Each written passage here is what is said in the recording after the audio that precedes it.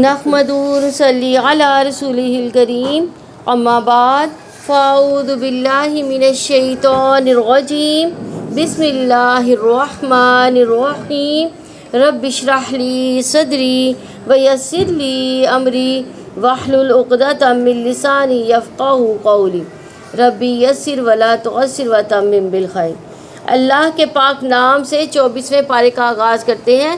اس پارے کے شروع میں 2 کرداروں کے انجام کی بات ہے تو جہانوں کے رب کے کلام ہے فَمَنْ أَظْلَمُ مِمَّنْ كَذَبَ عَلَى اللَّهِ وَكَذَّبَ بِالصِّدْقِ إِذْ جَاءَ أَلَيْسَ فِي جَهَنَّمَ مَثْوًى لِلْكَافِرِينَ۔ چنانچہ اس شخص سے بڑا ظالم کون ہوگا جس نے اللہ تعالیٰ پر جھوٹ بولا اور سچائی کو جھٹلایا جب وہ اس کے سامنے آئی، کیا ایسے کافروں کا ٹھکانہ جہنم میں نہ ہوگا؟ یعنی یہاں اللہ سبحانہ تعالیٰ نے اپنے بندوں کو ڈراتے اور خبردار کرتے ہوئے فرما رہے ہیں کہ اس شخص سے بڑا ظالم کون ہو سکتا ہے جو اللہ تعالیٰ پر جھوٹ باندھے، یعنی کسی ایسی چیز کو اللہ تعالیٰ کی طرف منسوب کرے جو اس کے جلال کے، اس کے شان کے لائق نہیں، یا پھر وہ نبوت کا دعویٰ کرے کہ مجھے اللہ نے نبی بنایا، حالانکہ اللہ نے اس کو نبی نہیں بنایا۔ اسی طرح جہالت کی بنا پر بھی اللہ سبحانہ تعالیٰ کی شان کے بارے میں، اس کی شان ذات کے بارے میں، اس کی صفات کے بارے میں کوئی غلط بات نہیں کرنی چاہیے۔ جیسے کہ سورہ آل اعراف میں ہے کہ اللہ تعالیٰ کے بارے میں تم وہ بات کیوں کرو جو تم جانتے نہیں ہو۔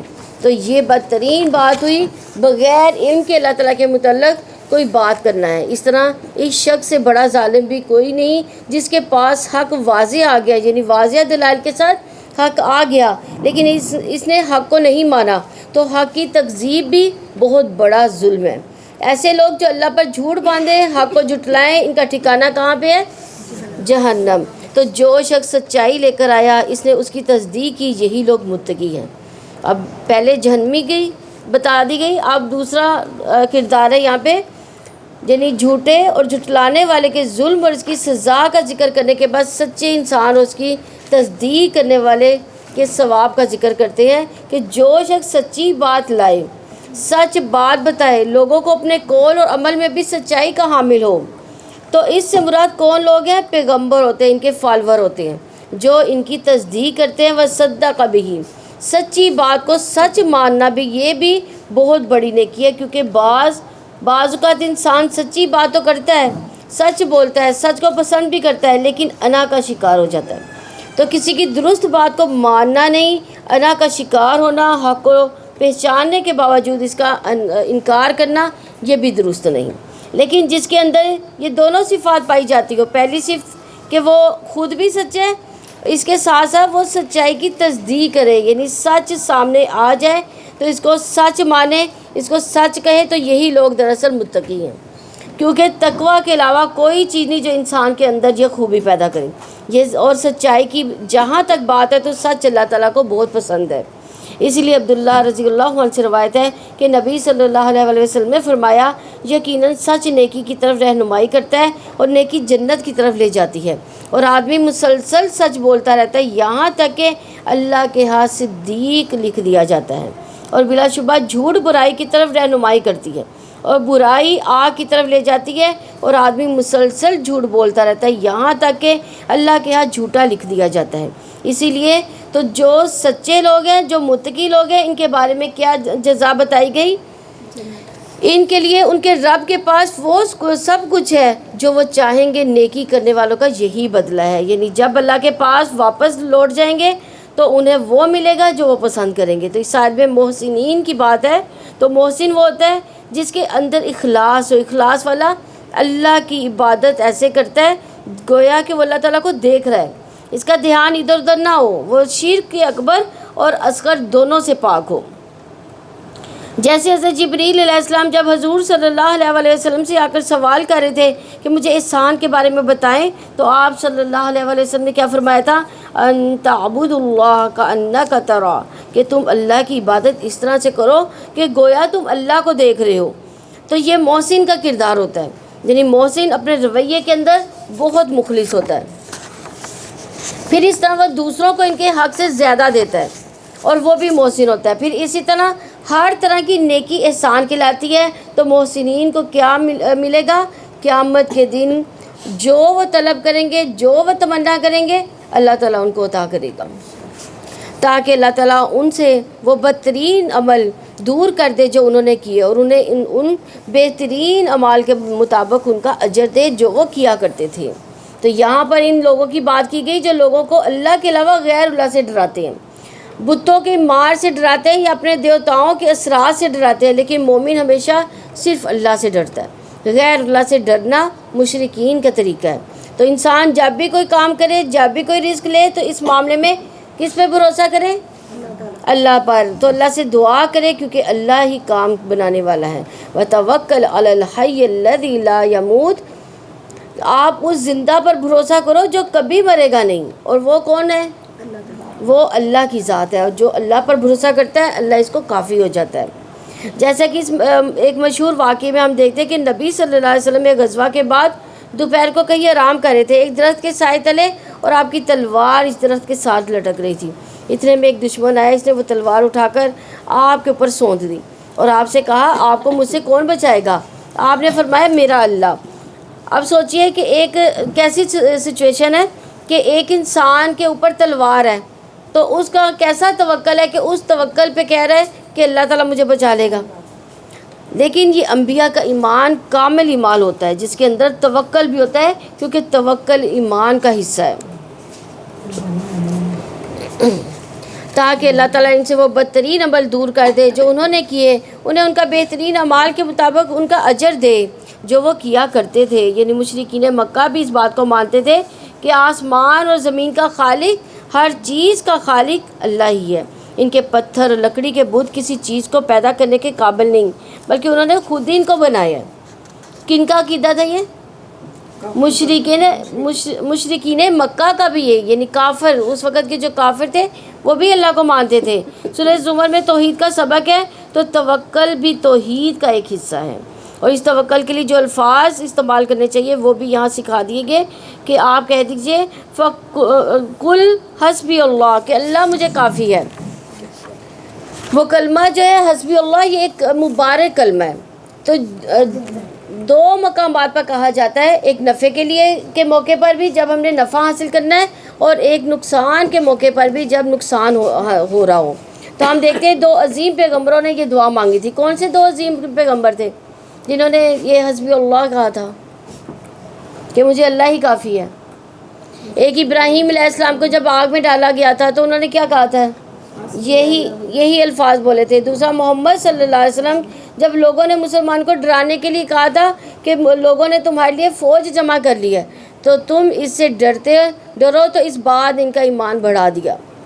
تو انہوں نے ہمارے لیے اللہ ہی انہوں نے کہا کہ مجھے کافی ہے اور اللہ ہی اچھا کارساز ہے.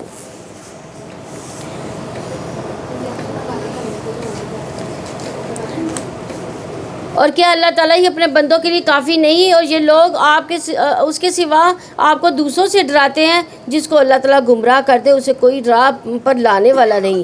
اللہ تعالیٰ جس کو ہدایت دے اسے پھر کوئی گمراہ کرنے والا نہیں. کیا اللہ تعالیٰ سب پر غالب انتقام لینے والا نہیں؟ اور اگر آپ ان سے پوچھیں کہ آسمان و زمین کو کس نے پیدا کیا تو وہ ضرور کہیں گے اللہ تعالیٰ نے. آپ کہہ دیں تو کیا تم نے دیکھا کہ اگر اللہ تعالیٰ مجھے نقصان پہنچانے کا ارادہ کر لے تو جن کو تم اللہ تعالیٰ کے سوا پکارتے ہو کیا وہ اس کے نقصان کو ہٹانے والے ہیں؟ یا وہ مجھ پر رحمت کا ارادہ کرے تو کیا یہ اس کی رحمت کو روکنے والی ہے؟ آپ کہتے ہیں میرے لیے اللہ ہی کافی ہے. بھروسہ کرنے والے اسی پر بھروسہ کرتے ہیں. آپ کہتے ہیں کہ اے میری قوم تم اپنی جگہ عمل کرو، یقیناً میں بھی عمل کرنے والا ہوں. پھر جلد ہی تم جان لو گے کس پر ایسا عذاب آتا ہے کہ وہ اسے رسوا کر دے، اور کس پر وہ عذاب آ پڑتا ہے جو ہمیشہ قائم رہنے والا ہے. تو دنیا اور آخرت میں جو رسوائی ہے وہ اللہ کے عذاب کی شکل میں ہوتی ہے. اور ہم دیکھتے ہیں کہ جس کی انہیں دھمکی دی گئی وہ کفار مکہ کے ساتھ پوری ہو گئی. دنیا میں بھی اللہ تعالیٰ نے ان کو عذاب دیا ہے، جیسے وہ قتل ہوئے، قیدی بنے، بھوک اور قحط میں مبتلا ہوئے، اسی طرح پھر بدر کے میدان میں پہنچے اور پھر وہاں سے جہنم رسید ہوئے. تو انسان کو ہمیشہ اللہ سے اپنے گناہوں کی وجہ سے جو سزا آتی ہے اسے بچنے کی دعا کرنی چاہیے. اور اس کے لیے اللہ تعالیٰ نے دعائیں بھی سکھائی. اللہم انی اعوذ بک من الفقر والقلۃ والذلۃ واعوذ بک من ان اظلم او اظلم.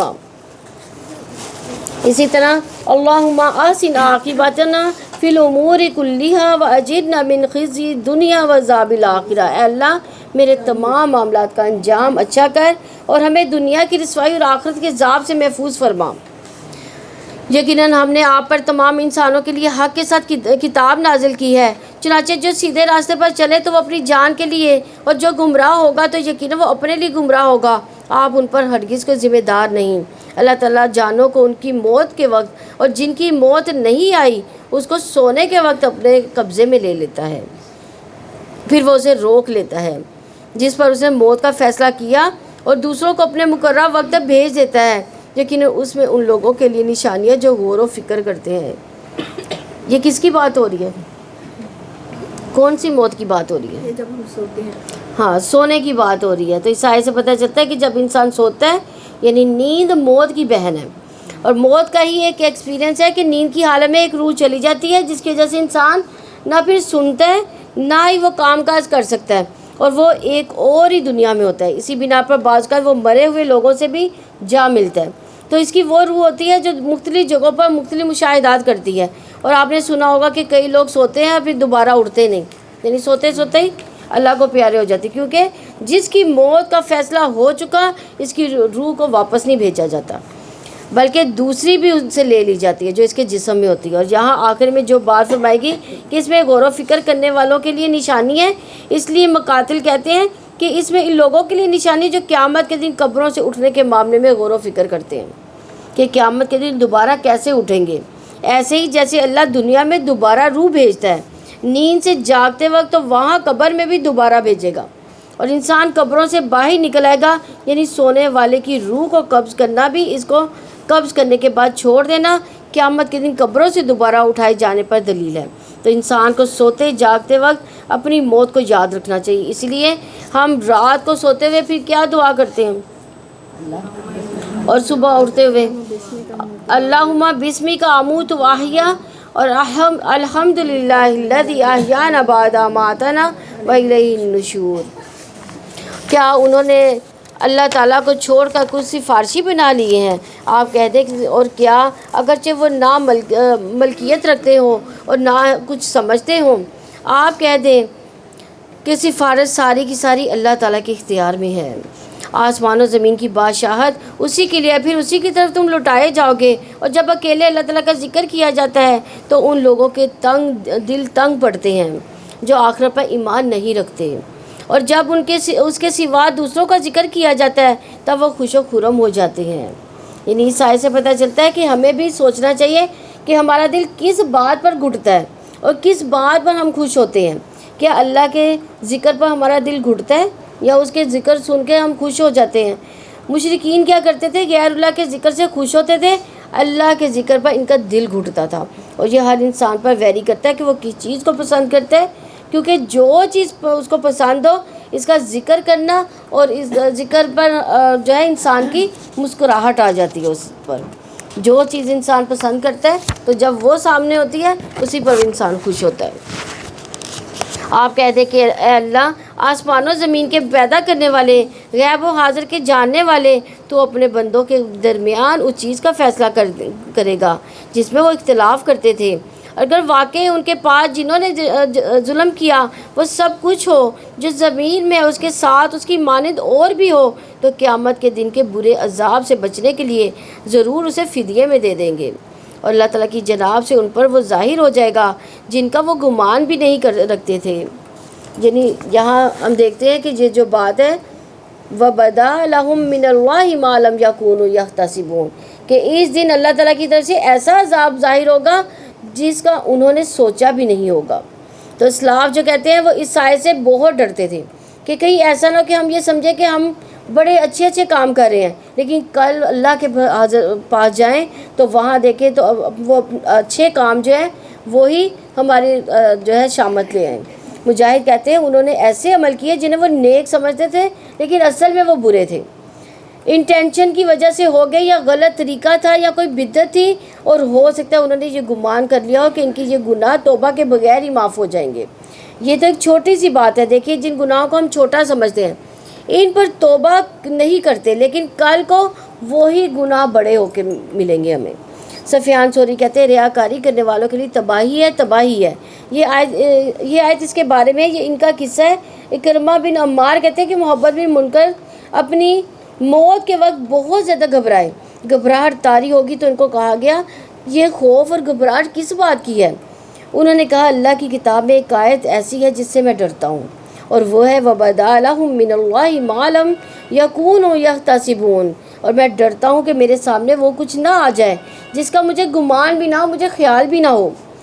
ہم اپنے بارے میں یہ سمجھتے رہے کہ ہاں بہت اچھا ہے، ہم نیک کام کر رہے ہیں، اچھے فرشتے آئیں گے جان لینے کے لیے، اور قبر میں بھی سب ٹھیک ہوگا، آخرت میں بھی ہم امن میں ہوں گے۔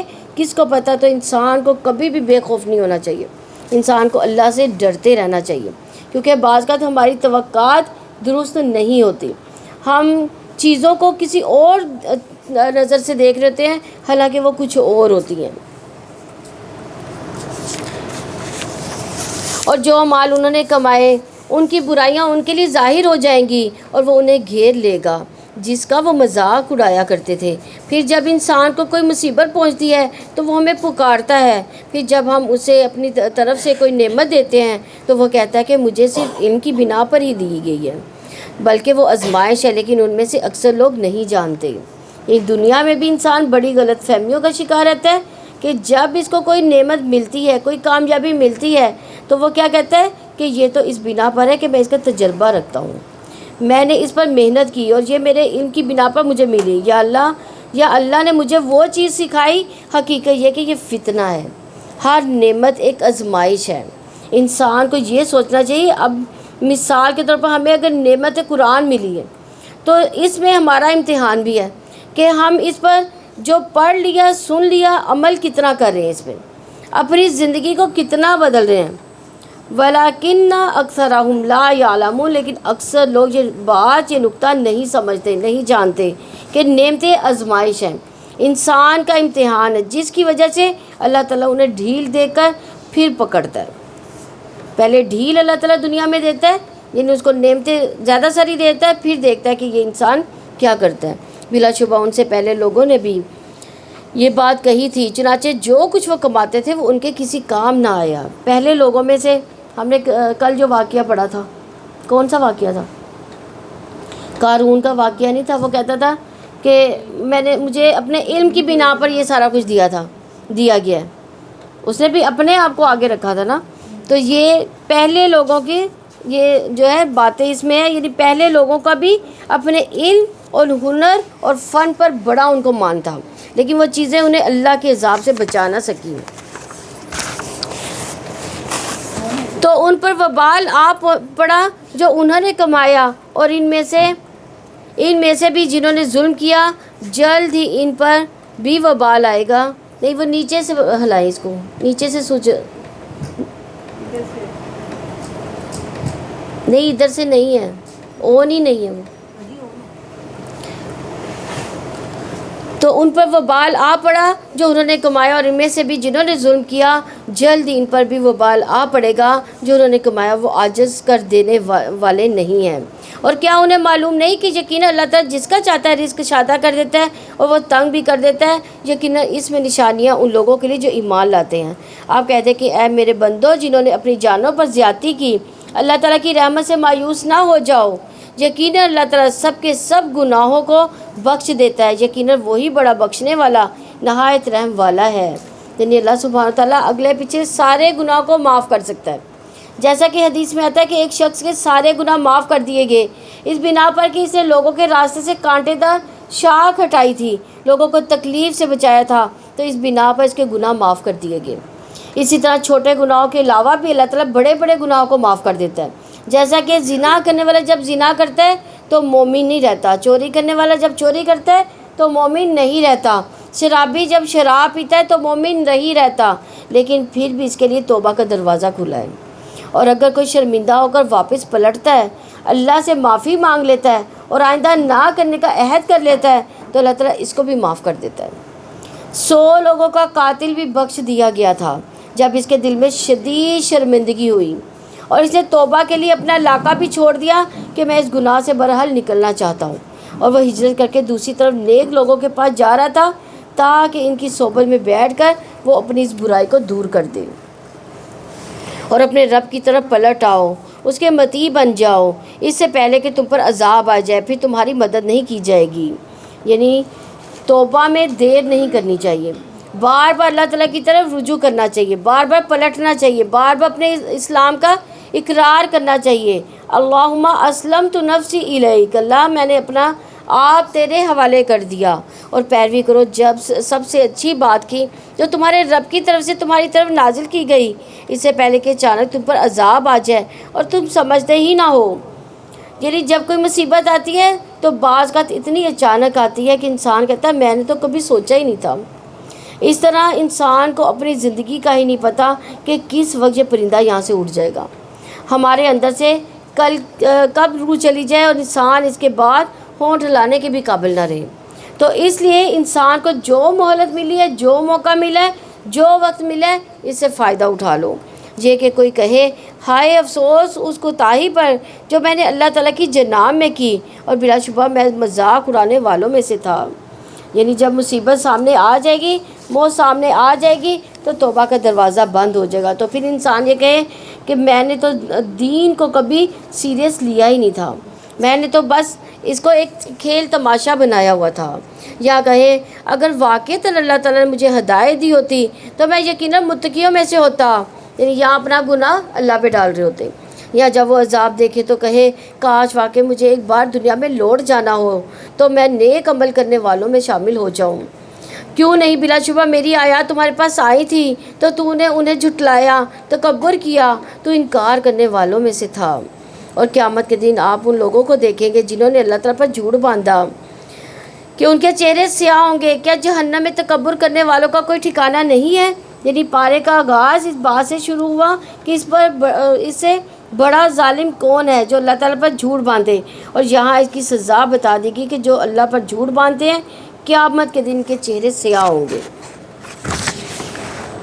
اور جن لوگوں نے تقوی اختیار کیا، ان کی کامیابی کی وجہ سے اللہ تعالیٰ انہیں نجات دے گا، نہ انہیں کوئی تکلیف چھوئے گی، نہ ہی وہ غمگین ہوں گے۔ اللہ تعالیٰ ہر چیز کا خالق ہے اور وہی ہر چیز پر نگہبان ہے، یعنی سب چیزوں کی نگرانی بھی کرتا ہے وہی، اور یہ چیزیں کیسے کام کر رہی ہیں اس کی منشا کے مطابق۔ آسمان و زمین کی کنجیاں اسی کے پاس ہیں، اور جن لوگوں نے اللہ تعالیٰ کی آیات کا انکار کیا وہی خسارہ پانے والے ہیں۔ آپ کہتے کیا جاہلو، کیا تم مجھے حکم دیتے ہو کہ میں غیر اللہ کی عبادت کروں؟ اور بلا شبہ یقیناً آپ کی طرف اور آپ سے پہلے لوگوں کی طرف وہی کی گئی کہ اگر آپ نے شرک کیا تو یقیناً ضرور آپ کا عمل ضائع ہو جائے گا اور آپ ضرور خسارہ اٹھانے والوں میں سے ہو جائیں گے، بلکہ آپ اللہ تعالیٰ کی عبادت کریں، شکر گزاروں میں سے ہو جائیں۔ انہوں نے اللہ تعالیٰ کی قدر ہی نہ کی جیسا کہ اس کی قدر کرنے کا حق ہے، حالانکہ زمین ساری کی ساری قیامت کے دن اس کی مٹھی میں ہوگی اور آسمان اس کے دائیں ہاتھ میں لپٹے ہوئے ہوں گے۔ وہ پاک ہے، بہت بلند ہے اس سے جو وہ شریک ٹھہراتے ہیں۔ تو اللہ سبحانہ تعالیٰ کی عظمت اور قدر کو حقیقت میں ہم لوگ نہیں پہچانتے۔ اگر انسان جان لے تو پھر اس کے اندر لازماً اللہ تعالیٰ کی عبادت کا شوق آ جائے، وہ اس کے آگے جھک جائیں گے۔ دیکھیں ہوتا یہ کہ دنیا میں جب ہم کسی سے انسپائر ہوتے ہیں تو وہ ہمارے ہی جیسے انسان ہوتے ہیں، تھوڑی بہت اگر ان کی کوئی اچیومنٹ ہوتی ہے تو ہم ان کے آگے جھک جاتے ہیں، ان کے متی ہو جاتے ہیں، ان کے سرنگو ہو جاتے ہیں۔ سوچئے کہ جو شخص اللہ کو پہچان لے پھر وہ اللہ تعالیٰ کے آگے نہیں جھکے گا، ہو ہی نہیں سکتا کہ پھر وہ اللہ کے آگے نہ جھکے۔ تو اللہ تعالیٰ کی ناقدری اللہ کو نہ پہچاننے کی وجہ سے ہے، پھر اس بنا پر انسان اس کی طرف رجوع نہیں کرتا۔ عبداللہ ابن عمر رضی اللہ عنہ کہتے ہیں کہ رسول اللہ صلی اللہ علیہ وسلم نے فرمایا قیامت کے دن اللہ عز و جل آسمانوں کو لپیٹ لے گا، پھر انہیں اپنے دائیں ہاتھ میں لے کر فرمائے گا میں بادشاہ ہوں، کہاں ہے جبار، کہاں ہے متکبر۔ پھر زمینوں کو اپنے بائیں ہاتھ میں لے کر لپیٹے گا اور فرمائے گا میں بادشاہ ہوں، کہاں ہے جبار، کہاں ہے تکبر کرنے والے۔ تو اللہ کے سامنے کوئی پر نہیں مار سکتا، اس لیے کہ جب ہم اللہ اکبر کہیں تو واقعی دل سے کہا کریں کہ وہی سب سے بڑا ہے۔ اور سور میں پھونکا جائے گا تو وہ بے ہوش ہو کر گر جائے گا، جو آسمانوں میں ہے، جو زمین میں ہے، مگر جسے اللہ تعالیٰ نے چاہا۔ پھر اس میں دوسری بار سور پھونکا جائے گا تو اچانک وہ کھڑے دیکھ رہے ہوں گے، اور زمین اپنے رب کے نور سے چمک اٹھے گی اور کتاب رکھ دی جائے گی اور انبیاء اور گواہوں کو لایا جائے گا، ان کے درمیان حق کے ساتھ فیصلہ کر دیا جائے گا، ان پر کوئی ظلم نہیں کیا جائے گا، اور ہر شخص کو پورا بدلہ دیا جائے گا جو اس نے کیا، اور وہ اس کو خوب جانتا ہے جو کچھ وہ کرتے ہیں۔ آپ دیکھیے کہ جو لوگ جاب کرتے ہیں، کام کرتے ہیں، جب ان کا کام مکمل ہو جاتا ہے، مہینہ مکمل ہوتا ہے تو ان کو سیلری ملتی ہے، تو وہ ان کے کام کی اجرت ہوتی ہے، ان کی مزدوری ہوتی ہے۔ اسی طرح قیامت کے دن بھی ہمارے اعمال کی اجرت ہمیں ملے گی، پورا بدلہ دیا جائے گا، کیونکہ وہ بدلے کا دن ہے۔ تو انسان کو سوچنا چاہیے اس دن کے بعد جو اعمال کر رہا ہے، اس دن سنجیدہ ہو کے اگر اس دن کرے گا تو اس دن بھی سیلری اچھی ملے گی پھر انسان کو۔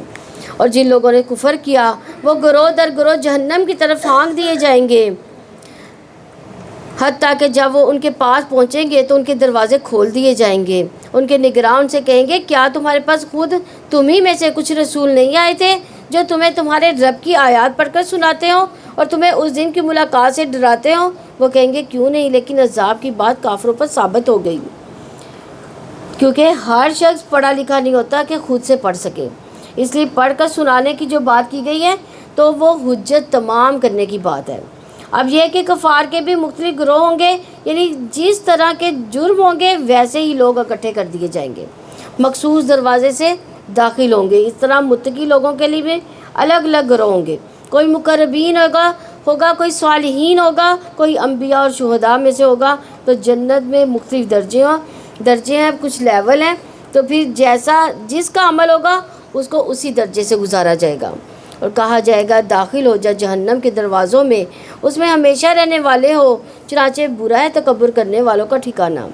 ان لوگوں کو جو اپنے رب سے ڈر کر رہے گروہ در گروہ جنت کی طرف لایا جائے گا، یہاں تک کہ جب وہ اس کے پاس آئیں گے اور جنت کے دروازے کھول دیے جائیں گے، ان کے نگران سے کہیں گے، سلام ہو تم پر، پاکیزہ رہے تم، چنانچہ اس میں داخل ہو جاؤ، ہمیشہ رہنے والے ہو۔ یہاں جنتیوں کے بھی گروہوں کا ذکر ہے کہ ان کا تقویٰ کے لیول کے اعتبار سے ان کے گروہ ہوں گے۔ ابو ہریرہ رضی اللہ عنہ کہتے ہیں کہ نبی صلی اللہ علیہ وسلم نے فرمایا، پہلی جماعت جو جنت میں داخل ہوگی، ان کے چہرے 14ویں رات کی چاند کی طرح چمکتے ہوں گے، اور جو اس کے بعد داخل ہوں گے وہ جگمگاتے ستاروں کی طرح ہوں گے۔ ان سب کے دل الفت اور محبت میں ایک شخص کی طرح ہوں گے، ان میں سے نہ کسی کا بعد میں اختلاف ہوگا، نہ باہم دشمنی ہوگی۔ یہ اہل کی جنت کی نشان ہے کہ آپس میں نہ دل میں کوئی بات، نہ زبان پر کوئی بات، نہ کوئی کلیشز ہوں گے، بلکہ ایک دل کی طرح ہوں گے، وہ سب ایک دوسرے سے محبت کرتے ہوں گے۔ اس کے علاوہ جنت کے دروازہ سب سے پہلے رسول اللہ صلی اللہ علیہ وآلہ وسلم کے لیے کھولا جائے گا۔ رسول اللہ صلی اللہ علیہ وسلم نے فرمایا، میں قیامت کے دن جنت کے دروازے پر آؤں گا اور اسے کھلواؤں گا، پھر جنت کا دروگا کہے گا کہ آپ کون ہیں؟ میں کہوں گا محمد صلی اللہ علیہ وسلم۔ وہ کہے گا، مجھے آپ سے پہلے کسی کے لیے دروازہ کھولنے کا حکم نہیں دیا گیا۔ یعنی آپ صلی اللہ علیہ وسلم ہی سب سے پہلے افتتاح یعنی اوپننگ کریں گے، سب سے پہلے آپ صلی اللہ علیہ وسلم ہی انٹر ہوں گے، اور آپ صلی اللہ علیہ وسلم کی امتی ساتھ ہی داخل ہوں گے۔ اور اس وقت وہ کیا کہیں گے؟ وہ کہیں گے سب تعریف اللہ تعالیٰ کے لیے، جس نے ہمارے ساتھ اپنا وعدہ سچا کیا اور ہمیں زمین کا وارث بنا دیا کہ ہم جنت میں سے جہاں چاہیں گے جگہ بنا لیں۔ سو کیا ہی بہترین اجر ہے عمل کرنے والوں کا۔ یعنی اتنی چوائسیز ہوں گی ہر جنتی کے لیے کہ جہاں اس کا دل چاہے گا وہ چلا جائے گا۔ اور یہ کس کا اجر ہے؟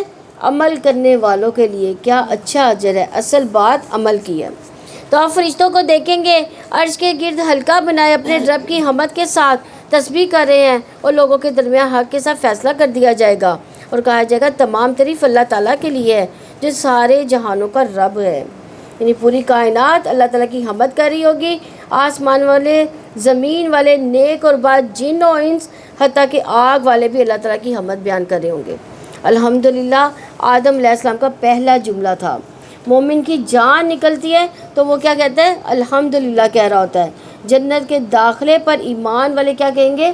الحمدللہ، الحمدللہ الذی ہدانا لہذا۔ اور جنتیوں کا تو پھر کھانا پینا ہی یہی ہوگا، یعنی اللہ کی حمد و ثنا۔ نبی صلی اللہ علیہ وسلم فرماتے ہیں، یقیناً اہل جنت کھائیں گے جنت میں اور پئیں گے، لیکن نہ اس میں تھوکیں گے، نہ پیشاب کریں گے، نہ ہی رفع حاجت ہوگی، اور نہ ہی ناک سے کوئی گندگی گرائیں گے، کوئی گندگی بھی نہ گرے گی۔ صحابہ نے پوچھا، پھر ان کے کھانے کا کیا بنے گا؟ یعنی جو کھانا وہ کھائیں گے تو وہ کیسے ہضم ہوگا؟ آپ صلی اللہ علیہ وسلم نے فرمایا ایک ڈکار آئے گی اور کستوری کے پسینے کی طرح پسینہ آئے گا، یعنی خوشبودار پسینے کی شکل میں وہ جسم سے نکل جائے گا۔ ان کو تسبیح و تحمید اس طرح الہام کر دیے جائیں گے جس طرح سانس کو الہام کیا گیا ہے، یعنی سانس اللہ تعالیٰ نے ہمیں الہام کی ہوئی ہے، اس لیے وہ خود کام کر رہی ہے، اسے ہمیں کھینچنا نہیں پڑتا۔ اگر ہر دفعہ ہم کھینچ کر نکالیں تو کیا ہوگا؟ ہمارا حال ہی برا ہو جائے گا۔ سانس کے لیے زور نہیں ہمیں لگانا پڑتا، تو وہاں بھی تسبیح پڑھنے کے لیے زبان ایسے ہی رواں ہو جائے گی۔ کچھ لوگ دنیا میں بھی اللہ تعالیٰ کا اتنا ذکر کرتے ہیں کہ ان کی زبانوں پر تسبیح جاری رہتی ہے، اٹکتی نہیں زبان ان کی۔ آپ دیکھیں رات کو جب نبی صلی اللہ علیہ وسلم سوتے تھے تو تسبیح کرتے تھے، سبحان اللہ پڑھتے تھے، تسبیح کرتے تھے۔ تو آپ بھی ذرا تجربہ کر کے دیکھیں کہ کیا آپ کی زبان چلتی ہے، کیونکہ کچھ دن ہوتے ہیں جس میں انسان تسبیح کرتے کرتے سوتا ہے، کچھ دن ایسے ہوتے ہیں جب زبان اٹکتی ہے، سوچتا ہے کہ آج اٹک کیوں رہی ہے۔ تو اللہ سبحانہ تعالیٰ کے حق میں کوئی ایسی کمی تو نہیں رہے گی، کوئی گناہ تو نہیں ہو گیا جس سے زبان جو ہے تسبیحات سے اٹک رہی ہے، تو اللہ توفیق نہیں دے رہا۔ اس کی کیا وجہ ہے، اس کو ضرور سوچیں۔ سورہ مومن مکی ہے، اس میں 85 آیات اور 9 رکوع ہیں۔ یہ 7 صورتیں ہیں جو حامیم سے شروع ہو رہی ہیں، اس لیے ان صورتوں کو حوامیم کہتے ہیں۔ اور ان صورتوں میں ادبی حسن اور ان صورتوں میں عربی بلاغت بھی ہے، جس کی وجہ سے انہیں روس القرآن یعنی قرآن کی دلہن کا لقب بھی دیا گیا ان صورتوں کو۔ اللہ تعالیٰ کے نام سے جو وسیع رحمت والا نہایت رحم والا ہے۔ حامیم، اس کتاب کا نزول اللہ تعالیٰ کی جانب سے ہے جو سب پر غالب ہر چیز کو جاننے والا ہے۔ یعنی آپ نے دیکھا ہوگا کہ اکثر صورتوں کا آغاز ہوتا ہے وہ اس بات کی یقین دہانی کرانے کے لیے ہوتا ہے کہ یہ اللہ کی کتاب ہے، اس کی واضح آیات ہے، یعنی جو حروف مقطعات سے ہوتا ہے، یہ اللہ تعالیٰ کی طرف سے نازل کی گئی ہے۔ اس کے فوراً بعد یہ کہا جاتا ہے کہ یہ اللہ کی کتاب ہے، یہ یہاں دہانی کے لیے کی جاتی ہے۔ اس کتاب میں کوئی شک نہیں تاکہ پڑھنے والے کو پہلے یاد دہانی کرا دی جائے کہ جو چیز تم پڑھنے جا رہے ہو وہ کوئی معمولی کلام نہیں ہے، یہ کلام اللہ تعالیٰ کا کلام ہے، گناہ بخشنے والا، توبہ قبول کرنے والا، بہت سخت سزا دینے والا، بڑے فضل والا، اس کے سوا کوئی معبود نہیں، اسی کی طرف لوٹ کر جانا ہے۔ یعنی توبہ کرنے والے گناہ گار کے لیے 2 رحمتیں ہیں، ایک یہ کہ اللہ اس کی توبہ قبول کر لیتا ہے، دوسرا یہ کہ اس کی توبہ کو نیکی بنا دیتا ہے، اور اگر نادم ہو تو اس کے نامہ اعمال سے مٹا دیا جاتا ہے اور وہ ایسے ہو جاتا ہے جیسے اس نے گناہ کیا ہی نہ ہو۔ تو گناہ سے توبہ کرنے والا ایسا ہوتا ہے جیسے اس نے گناہ کیا ہی نہیں ہوتا، صاف ستھرا ہو جاتا ہے۔ تو جس طرح ہم اپنی جسمانی طہارت کا اہتمام کرتے ہیں، اسی طرح ہمیں اپنی روحانی طہارت کا بھی اہتمام کرنا چاہیے۔ اس کو بڑھاپے کے لیے نہیں چھوڑ دینا چاہیے۔ ہم کیا چھوڑتے ہیں بڑھاپے کے لیے کہ آپ کام کر لیں دنیا کے، بڑھاپے میں حج عمرہ کر لیں گے، عبادت کر لیں گے۔ تو حج عمرے کے لیے بھی ان کو نہیں چھوڑنا، وہاں جائیں توبہ کریں، اور ایک دن یہ نہ ہو کہ جب ہم توبہ کرنے کے لیے بیٹھے اب یہ تو ہمیں پتہ ہی نہیں کہ آخری وقت ہمارا آنا کہ نہیں آنا، بڑھاپا ہم پر آنا کہ نہیں آنا، اور جب ہم بوڑھے ہوں یہ نہ ہو ہماری ہڈیاں ہی کام نہ کریں عبادت کے لیے۔ تو توبہ کے لیے وقت نہیں لگانا چاہیے، فوراً ہی توبہ کرنی چاہیے۔ اللہ تعالیٰ کی آیات میں نہیں جھگڑے کرتے مگر وہ لوگ جنہوں نے کفر کیا، تو ان کا شہروں میں چلنا پھرنا آپ کو دھوکے میں نہ ڈالے۔ ان سے پہلے قوم نوح جھٹلا چکی، اس کے بعد تمہارے گروہوں نے بھی، دوسرے گروہوں نے بھی جھٹلایا۔ ہر قوم نے اپنے رسول کے متعلق ارادہ کیا کہ اسے پکڑیں، انہوں نے باطل کے ذریعے جھگڑا کیا تاکہ اس کے ذریعے حق کو پھسلا دیں، تو میں نے انہیں پکڑ لیا، پھر کیسی تھی میری سزا۔ اسی طرح آپ کے رب کی بات ان پر ثابت ہو گئی جنہوں نے کفر کیا کہ یقیناً وہ جہنم والے ہیں۔ جو فرشتے عرش کو اٹھائے ہوئے ہیں اور جو اس کے ارد گرد ہیں وہ اپنے رب کی حمد کے ساتھ تسبیح کرتے ہیں اور وہ اس پر ایمان لاتے ہیں اور وہ دعائیں مغفرت کرتے ہیں ان لوگوں کے لیے جو ایمان لائے۔ اے ہمارے رب، تو نے ہر چیز کو رحمت اور علم سے گھیر رکھا ہے، چاچے ان لوگوں کو بخش دے جنہوں نے توبہ کی، جنہوں نے تیرے راستے کی پیروی کی، انہیں دوزخ کے عذاب سے بچا لے۔ یہ کن لوگوں کی بات ہو رہی ہے؟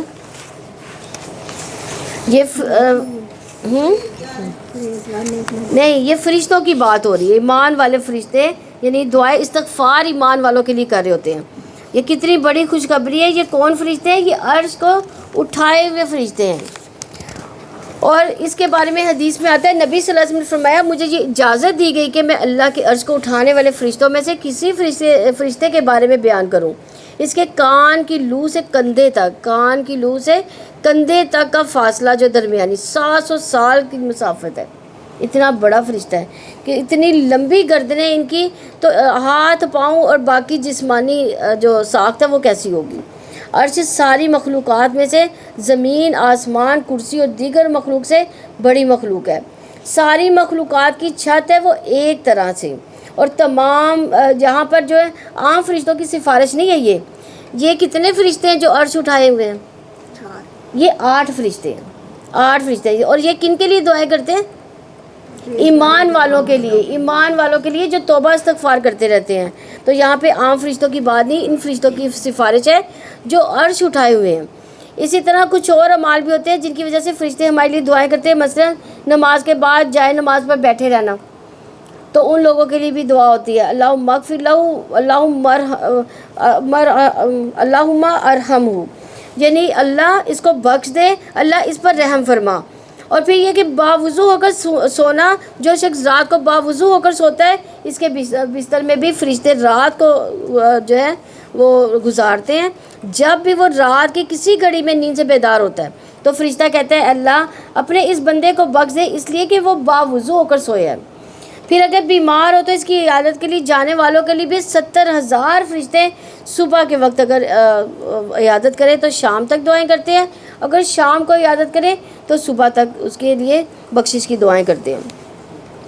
پھر اسی طرح خیر کی بات دوسروں کو سکھانا، تو رسول اللہ صلی اللہ علیہ وسلم نے فرمایا یقینا اللہ تعالیٰ رحمت نازل فرماتے ہیں اس کے فرشتے اور تمام اہل زمین و آسمان، یہاں تک کہ چونٹی اپنے سوراخ میں، مچھلیاں اور باقی مخلوق اس شخص کے لیے دعائیں خیر کرتی ہیں، اس کے لیے جو لوگوں کی بھلائی کی باتیں سکھاتا ہے. تو اس لیے خیر پھیلانے والے بن جائیے، خیر کی کنجیاں بن جائیں، شر کے تالے بن جائیں، ہر جگہ خیر پھیلائیں، اور آغاز اپنے آپ سے کریں اور اپنے گھر والوں سے کریں. پھر اسی طرح سحری کرنے والوں پر اللہ تعالیٰ نے رحمت کرتے ہیں اور فرشتے ان کے لیے بھی دعائیں کرتے ہیں. پھر اسی طرح کسی کی غیر موجودگی میں اس کے لیے دعا کرنے والے کے لیے بھی فرشتہ مقرر ہوتا ہے. وہ جو مسلمان پیٹھ پیچھے کسی مسلمان کے لیے دعا کرتا ہے تو فرشتے ساتھ ساتھ کہتے ہیں تجھے بھی ایسا ہی ملے جیسے تو اپنے مسلمان بھائی کے لیے کہتا ہے. اور وہ مزید دعائیں بھی کرتے ہیں کہ اللہ تعالیٰ اس کو جنت عدن میں جگہ عطا فرما دے. اے ہمارے رب، اور انہیں ہمیشہ کی جنتوں میں داخل فرما جن کو تو نے ان سے وعدہ کیا، ان کے والدین اور بیویوں اور اولاد میں سے بھی جو نیک ہے. یقیناً تو ہی سب پر غالب کمال حکمت والا ہے. یعنی اولاد میں سے جو نیک ہے اللہ ان سب کو نیک بنا دے اور آخر میں ماں باپ کے ساتھ رہے اور ان کی برائیوں سے بچا لے. اور جس کو تو نے اس دن برائیوں سے بچا لیا تو یقیناً اس پر تو نے رحم کیا، اور یہی بڑی کامیابی ہے. یقیناً جن لوگوں نے کفر کیا انہیں پکار کر کہا جائے گا کہ اللہ تعالیٰ کا غصہ تم پر تمہارے اپنے اوپر غصے سے بہت زیادہ ہے. جب تمہیں ایمان کی طرف بلایا جاتا تھا تو تم کفر کرتے تھے. کہیں گے اے ہمارے رب تو نے ہمیں 2 دفعہ موت دی تو تو نے ہمیں 2 دفعہ زندگی دی. کیسے 2 دفعہ موت اور 2 دفعہ زندگی ہے؟ پہلے انسان کا وجود تھا، پھر اس کے بعد انسان کو مار دیا گیا، پھر اس کے بعد یہ زندگی، اور اس کے بعد موت، اور پھر اگلی زندگی. یعنی 2 دفعہ انسان زندہ اور 2 دفعہ موت. اور یہ اس لیے، اور ہمیں 2 دفعہ زندگی دی سو ہم نے اپنے گناہوں کا اعتراف کیا. تو کیا یہاں سے نکلنے کا کوئی راستہ ہے؟ کہ اس لیے کہ یقیناً جب اکیلے اللہ تعالیٰ کو پکارا جاتا تھا تو تم کفر کرتے تھے، اگر دوسروں کو شریک کیا جاتا ہے اس کے ساتھ تو تم انہیں مان جاتے تھے. چنانچہ فیصلہ اللہ تعالیٰ کے اختیار میں ہے جو بہت بلند بہت بڑا ہے. وہی ہے جو تمہیں اپنی نشانیاں دکھاتا ہے، جو آسمان سے تمہارے لیے رزق اتارتا ہے اور نصیحت نہیں قبول کرتا مگر جو رجوع کرتا ہے. چنانچہ اللہ تعالیٰ کو پکارو کہ دین کو اس کے لیے خالص کرنے والے ہو اور اگرچہ کافروں کو ناگوار ہی ہو. یعنی لہٰذا اللہ کو خالصاً اس کی حاکمیت تسلیم کرتے ہوئے پکارو، اگرچہ کافر اسے برا ہی مانے کہ تم ایک اللہ کو کیوں پکارتے ہو. بلند درجوں والا، عرش کا مالک، وہ اپنے بندوں میں سے جس سے چاہتا ہے اپنے حکم سے وہی نازل کرتا ہے تاکہ وہ ملاقات کے دن سے ڈرائے. یعنی قیامت کے دن سے. ملاقات کا دن کون سا؟ قیامت کا دن. اللہ سبحانہ تعالیٰ اپنے عرش پر مستوی ہے. اللہ تعالیٰ نے اپنے ہاتھ سے عرش کی تخلیق کیا حدیث میں آتا ہے 4 چیزیں اللہ تعالیٰ نے اپنے ہاتھ سے بنائی. کون کون سی 4 چیزیں؟ انسان کو فرشتوں کو نہیں، اور جنوں کو. عرش کو بنایا اللہ تعالیٰ نے، قلم بنایا، آدم اور جنت عدن. یہ 4 چیزیں اللہ تعالیٰ نے اپنے ہاتھ سے بنائی ہے. باقی مخلوقات کے لیے کن کہا تو وہ بن گئی. اللہ کی عرش کی مقدار کو اس کے سوا کوئی نہیں جانتا کہ وہ کتنا بڑا ہے، اور کرسی اس کے قدم رکھنے کی جگہ ہے. عرش تمام مخلوقات سے اونچا ہے. اللہ تعالیٰ نے 7 آسمان سے اوپر پانی بنایا، پانی کے اوپر عرش ہے. یعنی جہاں ہم ایک آسمان کو دیکھتے ہیں، اس کے اوپر ایک اور، پھر ایک اور، پھر ایک اور اس کے اوپر پانی، اس کے اوپر عرش. جنت کے 100 درجے ہیں. نبی صلی اللہ علیہ وسلم نے فرمایا جنت میں 100 درجے ہیں، ہر 2 درجوں کے درمیان 100 سال کا فاصلہ ہے، جیسے زمین و آسمان کے درمیان. اور فردوس اس کا اعلیٰ ترین درجہ ہے. اس سے جنت کی 4 نہریں نکلتی ہیں. اس کے اوپر عرش ہے. فردوس سے بھی ابو، یعنی جب بھی تم اللہ سے سوال کرو تو کس کا سوال کرو؟ جنت الفردوس کا سوال کرو. میں سوچتی ہوں کہ حضرت آسیہ جو ہے کتنی عقل مند تھی، انہوں نے کیا دعا کی تھی؟ رب ابن لی عندک بیتا فی الجنہ. اپنے پاس قریب چاہیے تھا نا رب کا، ان کا قرب. حالانکہ دنیا میں ان کو کون سی نعمت نہیں ملی تھی؟ دنیا میں کیا تھا؟ محل میں رہتی تھی، عالیشان محل میں، اور فرعون کی بیوی تھی. لیکن اس کی چاہت دنیا کی چاہت نہیں تھی، اس کی چاہت جنت کی چاہت تھی. اور جنت بھی کون سی؟ اعلیٰ ترین. ابو ہریرہ رضی اللہ عنہ کہتے ہیں کہ نبی صلی اللہ علیہ وسلم نے فرمایا جب تم اللہ سے سوال کرو تو فردوس کا سوال کرو، کیونکہ وہ جنت کا بہترین اور بلند ترین حصہ ہے. اس کے اوپر رحمان کا عرش ہے، اس سے جنت کی نہریں نکلتی ہیں. آیت نمبر 16 ہے، جس دن سب لوگ صاف ظاہر ہوں گے، اللہ تعالیٰ سے ان کی کوئی چیز پوشیدہ نہ ہوگی. آج بادشاہت کس کے لیے ہے؟ اللہ تعالیٰ کے لیے جو اکیلا ہے، بہت دبدبے والا ہے. آج ہر شخص کو بدلہ دیا جائے گا جو اس نے کمایا تھا. آج کوئی ظلم نہیں، یقیناً اللہ تعالیٰ بہت جلد حساب لینے والا ہے. اور بار بار یہی بات دہرائی جا رہی ہے کہ کر کے آؤ، وہ جو کر کے آؤ گے وہی ملے گا. ہم میں سے ہر ایک کو اپنے سوچنا چاہیے کہ ہمارا کردار اس دنیا میں کیا ہے. حدیث میں آتا ہے، نبی صلی اللہ علیہ وسلم نے فرمایا اللہ تعالیٰ فرماتے ہیں اے میرے بندو، یہ تمہارے اعمال ہیں جنہیں میں تمہارے لیے شمار کر رہا ہوں، پھر میں تمہیں ان کا پورا پورا بدلہ دوں گا. اور جو آدمی بہتر پائے وہ اللہ کا شکر ادا کرے، اور بہتر بدلہ نہ پائے وہ اپنے آپ کو ملامت کرے. اور آپ انہیں قریب آنے والی قیامت کے دن سے ڈرائیں، جب دل حلق کے پاس غم سے بھرے ہوں گے. ظالموں کا نہ کوئی جگری دوست ہوگا، نہ کوئی سفارشی جس کی بات مانی جائے. اللہ تعالیٰ آنکھوں کی خیانت کو جانتا ہے، اور اسے جو سینے چھپاتے ہیں، یعنی اللہ تعالیٰ دل کی اندر چھپی ہوئی بات، برے خیالات کو بھی جانتا ہے. ابن عباس رضی اللہ عنہ کہتے ہیں اس آیت کی تفسیر میں اس سے مراد وہ شخص جو لوگوں کے ساتھ بیٹھتا ہے تو وہاں سے کوئی عورت گزرتی ہے تو وہ لوگوں سے چوری چھپے اس عورت کو دیکھتا ہے. اور ابن عباس رضی اللہ عنہ کہتے ہیں اس سے مراد وہ مرد جو عورت کو دیکھتا ہے اور جب اس کے ساتھی سے دیکھتے ہیں تو اپنی نگاہ جھکا لیتا ہے، اور جب وہ دیکھتا ہے کہ لوگ بے خبر ہو گئے تو پھر اپنی نگاہ اٹھا کر وہ بری چیز کو دیکھتا ہے، اور جب لوگ اس کو دیکھتے ہیں تو دوبارہ نگاہیں جھکا لیتا ہے. اللہ عز و جل اس کو جانتا ہے. یہ بندہ چاہتا ہے کہ کاش اس عورت کا کچھ اور بھی دیکھ سکے، یعنی وہ جو اس کے چھپا ہوا اس کے دل کے اندر، کہ اس کے دل کی خرابی بھی جانتا ہے. اور اللہ تعالیٰ حق کے ساتھ فیصلہ کرتا ہے. جنہیں وہ اللہ تعالیٰ کے سوا پکارتے ہیں وہ کسی چیز کا فیصلہ نہیں کرتے. یقیناً اللہ تعالیٰ سب کچھ سننے والا، سب کچھ دیکھنے والا ہے. اور کیا وہ زمین میں چلے پھرے نہیں؟ پھر وہ دیکھتے ہیں کہ ان لوگوں کا کیسا انجام ہوا جو ان سے پہلے تھے، اور وہ ان سے بہت زیادہ طاقتور تھے اور زمین میں یادگاروں کے اعتبار سے زبردست تھے. پھر اللہ تعالیٰ نے انہیں ان کے گناہوں کی وجہ سے پکڑ لیا. انہیں اللہ تعالیٰ سے بچانے والا کوئی نہ تھا. یعنی دنیا میں بڑے بڑے کارنامے انہوں نے کیے، تاریخ میں ان کے نام لکھے گئے، لیکن ناموری شہرت کارنامے اللہ کے عذاب سے نہ انہیں بچا سکے. یہ اس لیے کہ ان کے پاس ان کے رسول واضح دلائل لائے تھے تو انہوں نے کفر کیا، چنانچہ اللہ تعالیٰ نے انہیں پکڑ لیا. لیکن وہ بہت قوت والا، سخت سزا والا ہے. اور بلا شبہ یقیناً ہم نے موسیٰ کو اپنی نشانیوں اور کھلی دلیل کے ساتھ بھیجا فرعون اور حامان اور قارون کی طرف. تو انہوں نے کہا کہ جادوگر ہے، بہت جھوٹا ہے. پھر جب وہ ہماری طرف سے حق لے کر اس کے پاس آیا تو انہوں نے کہا کہ قتل کر دو ان لوگوں کے بیٹوں کو جو اس کے ساتھ ایمان لائے، زندہ رہنے دو ان کی عورتوں کو۔ اور کافروں کی خفیہ تدابیر سراسر ناکام تھیں۔ اور فرعون نے کہا چھوڑو مجھے، میں موسیٰ کو قتل کر دوں، اور چاہیے کہ اپنے رب کو پکارے، یقیناً میں ڈرتا ہوں کہ وہ تمہارا دین بدل ڈالے گا یا وہ ملک میں فساد پھیلائے گا۔ اور موسیٰ نے کہا یقیناً میں نے ہر متکبر سے اپنے اور تمہارے رب کی پناہ لی ہے جو بھی حساب کے دن پر ایمان نہیں رکھتا۔ اور آل فرعون میں سے ایک مومن شخص نے جو اپنا ایمان چھپائے رکھتا تھا کہا کیا تم ایک شخص کو صرف اس بات پر قتل کر دو گے کہ وہ کہتا ہے کہ اللہ تعالیٰ میرا رب ہے، حالانکہ یقیناً وہ تمہارے پاس تمہارے رب کی جانب سے واضح دلائل لے کر آیا، اور اگر وہ جھوٹا ہے تو اس کا جھوٹ اسی پر ہے، اگر وہ سچا ہے تو اس میں سے تمہیں کچھ حصہ پہنچے گا جس کی وہ تمہیں دھمکی دیتا ہے۔ یقین اللہ تعالیٰ اس شخص کو ہدایت نہیں دیتا جو حد سے گزرنے والا سخت جھوٹا ہوتا ہے۔ تو اب تک تو وہ انسان کون تھا؟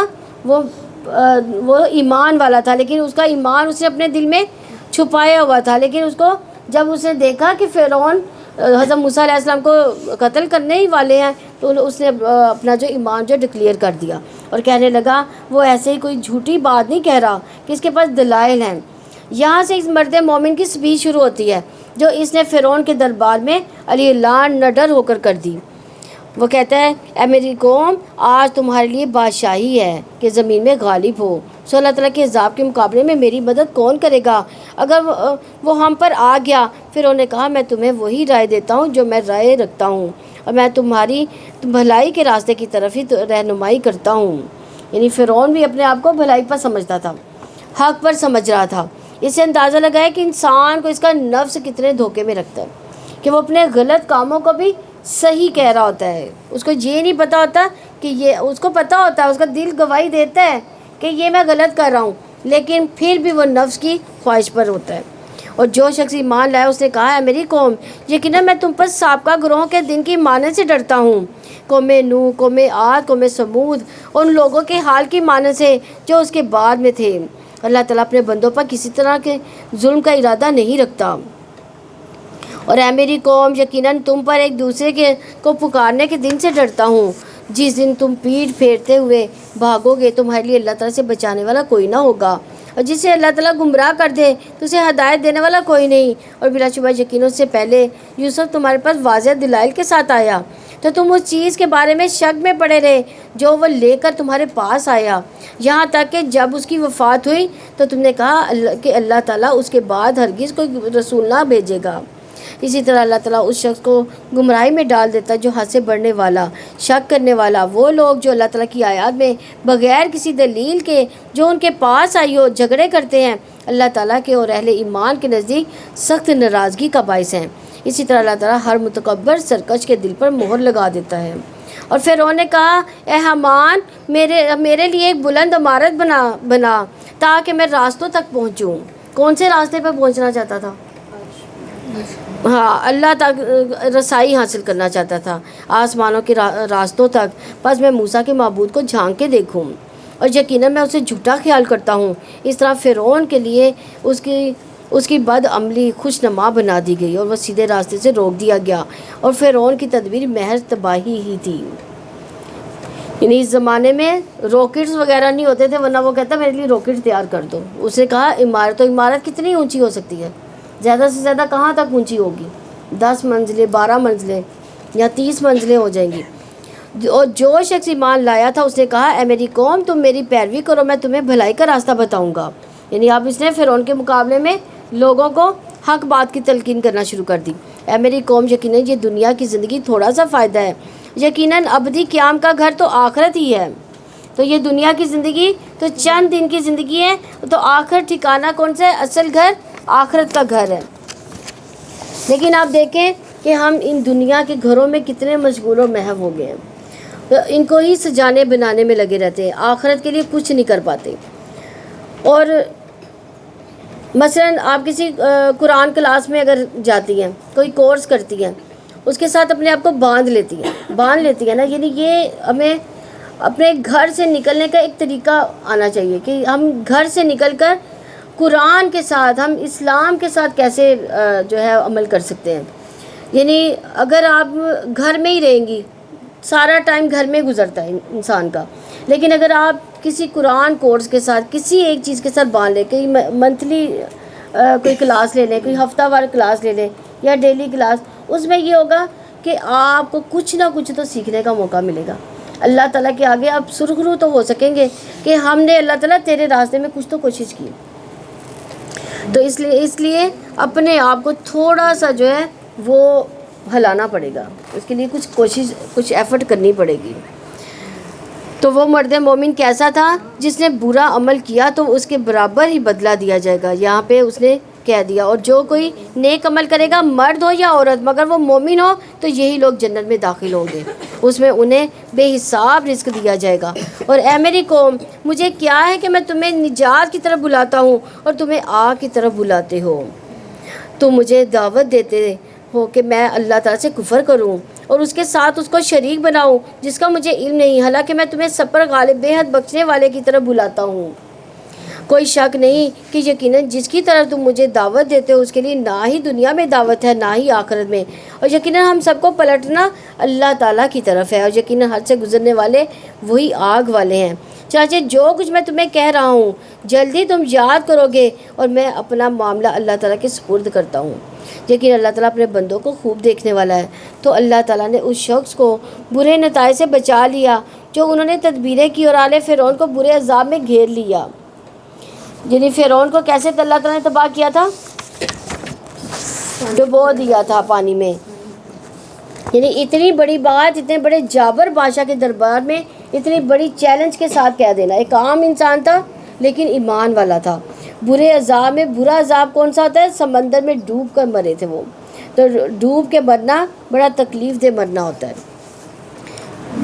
آگ ہے جس پر وہ صبح شام پیش کیے جاتے ہیں، اور جس دن قیامت قائم ہوگی حکم ہوگا آل فرعون کو سخت عذاب میں داخل کرو. یعنی یہ کون سی جگہ ہے جہاں آگ ہوتی ہے؟ یہ برزخ کی زندگی ہے. نبی صلی اللہ علیہ وسلم جب معراج پر تشریف لے گئے تھے تو آپ کو آل فرعون آگ پر جاتی دکھائی دی تھی کہ برزخ میں انہیں آگ پر پیش کیا جاتا ہے. اسے قبر کے عذاب کا ثبوت بھی ملتا ہے. تو یہ قیامت سے پہلے کا عذاب ہے. قبر کی زندگی برحق ہے، وہ دنیا جیسی زندگی نہیں، وہ ایک الگ زندگی ہے، وہ برزخ کی زندگی ہے. اور اس میں بھی انسان کو صبح شام اس کا جنت اور جہنم میں ٹھکانہ دکھایا جاتا ہے. جیسے آل فرعون صبح شام پیش کیے جاتے ہیں قبر کے اندر، مردے کو اگر جنتی ہو تو جنت کا ٹھکانہ دکھایا جاتا ہے، اگر جہنمی ہو تو جہنم دکھائی جاتی ہے، اور کہا جاتا ہے یہ تیرا ٹھکانہ یہاں تک کہ قیامت کے دن اللہ تجھے اٹھائے گا. تو پھر قبر کے عذاب سے بھی ڈرنا چاہیے کیونکہ یہ پہلا مرحلہ ہے. ابن عباس رضی اللہ عنہ کہتے ہیں کہ نبی صلی اللہ علیہ وسلم کا گزر 2 قبروں پر ہوا، اور یہ صحیح بخاری کی روایت ہے.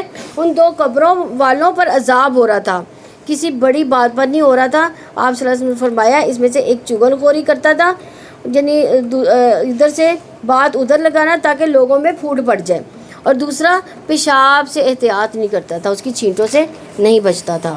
اور جب یہ لوگ دوزخ میں ایک دوسرے سے جھگڑے کریں گے تو کمزور لوگ ان لوگوں سے کہیں گے جو بڑے بنے ہوئے تھے، یقیناً ہم تمہارے پیچھے چلنے والے تھے، تو کیا تم آگ کا کچھ حصہ ہم سے ہٹانے والے ہو؟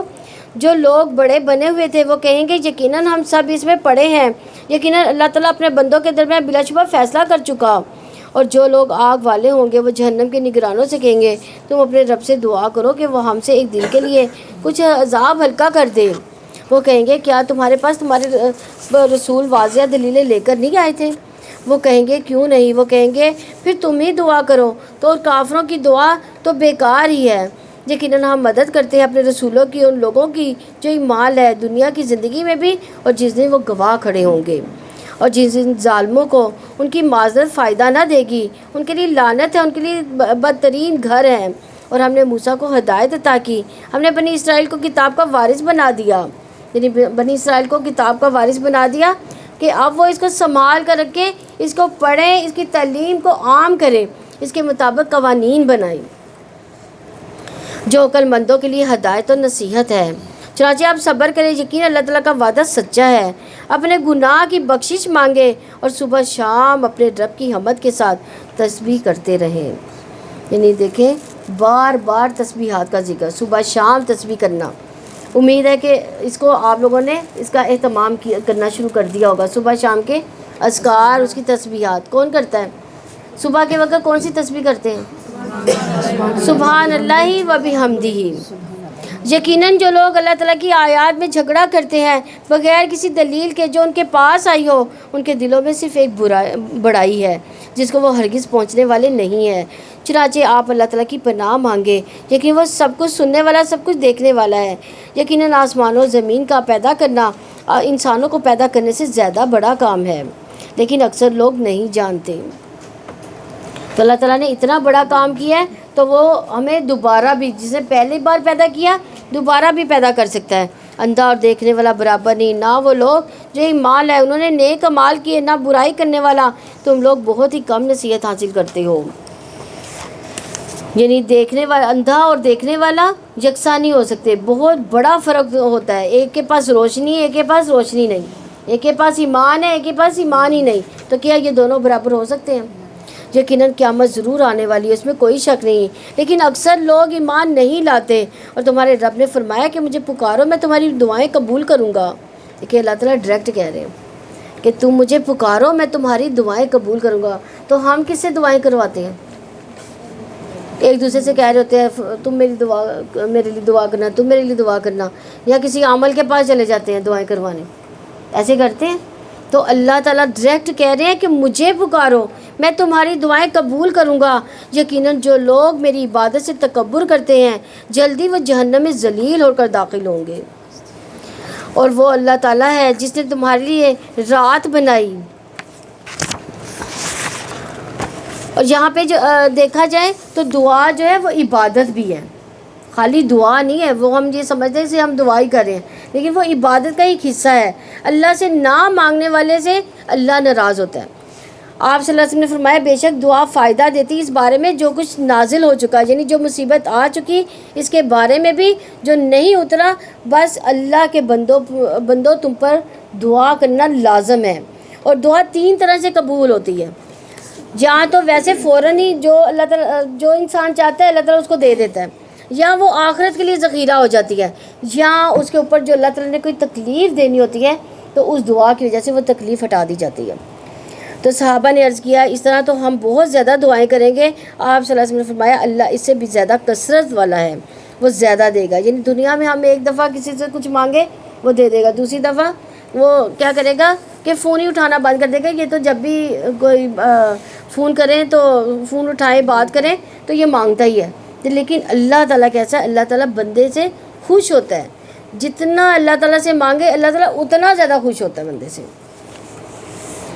اور وہ اللہ تعالیٰ ہے جسے تمہاری رات بنائی تاکہ تم اس میں سکون حاصل کرو، اور دن کو دکھلانے والا بنایا. لیکن اللہ تعالیٰ لوگوں پر بڑے فضل والا ہے، لیکن اکثر لوگ شکر ادا نہیں کرتے. یہی اللہ تعالیٰ تمہارا رب ہے، ہر چیز کا پیدا کرنے والا، اس کے سوا کوئی معبود نہیں. پھر تم کہاں سے بہکائے جاتے ہو؟ ایسے وہ سب لوگ بہکائے جاتے تھے جو اللہ تعالیٰ کی آیات کا انکار کیا کرتے تھے. وہ اللہ تعالیٰ ہی ہے جس نے تمہارے لیے زمین کو رہنے کی جگہ بنایا اور آسمان کو چھت بنایا، پھر اس نے تمہاری صورتیں بنائی، پس بہت ہی اچھی تمہاری صورتیں بنائی. اس نے تمہیں پاکیزہ چیزوں میں سے رزق دیا.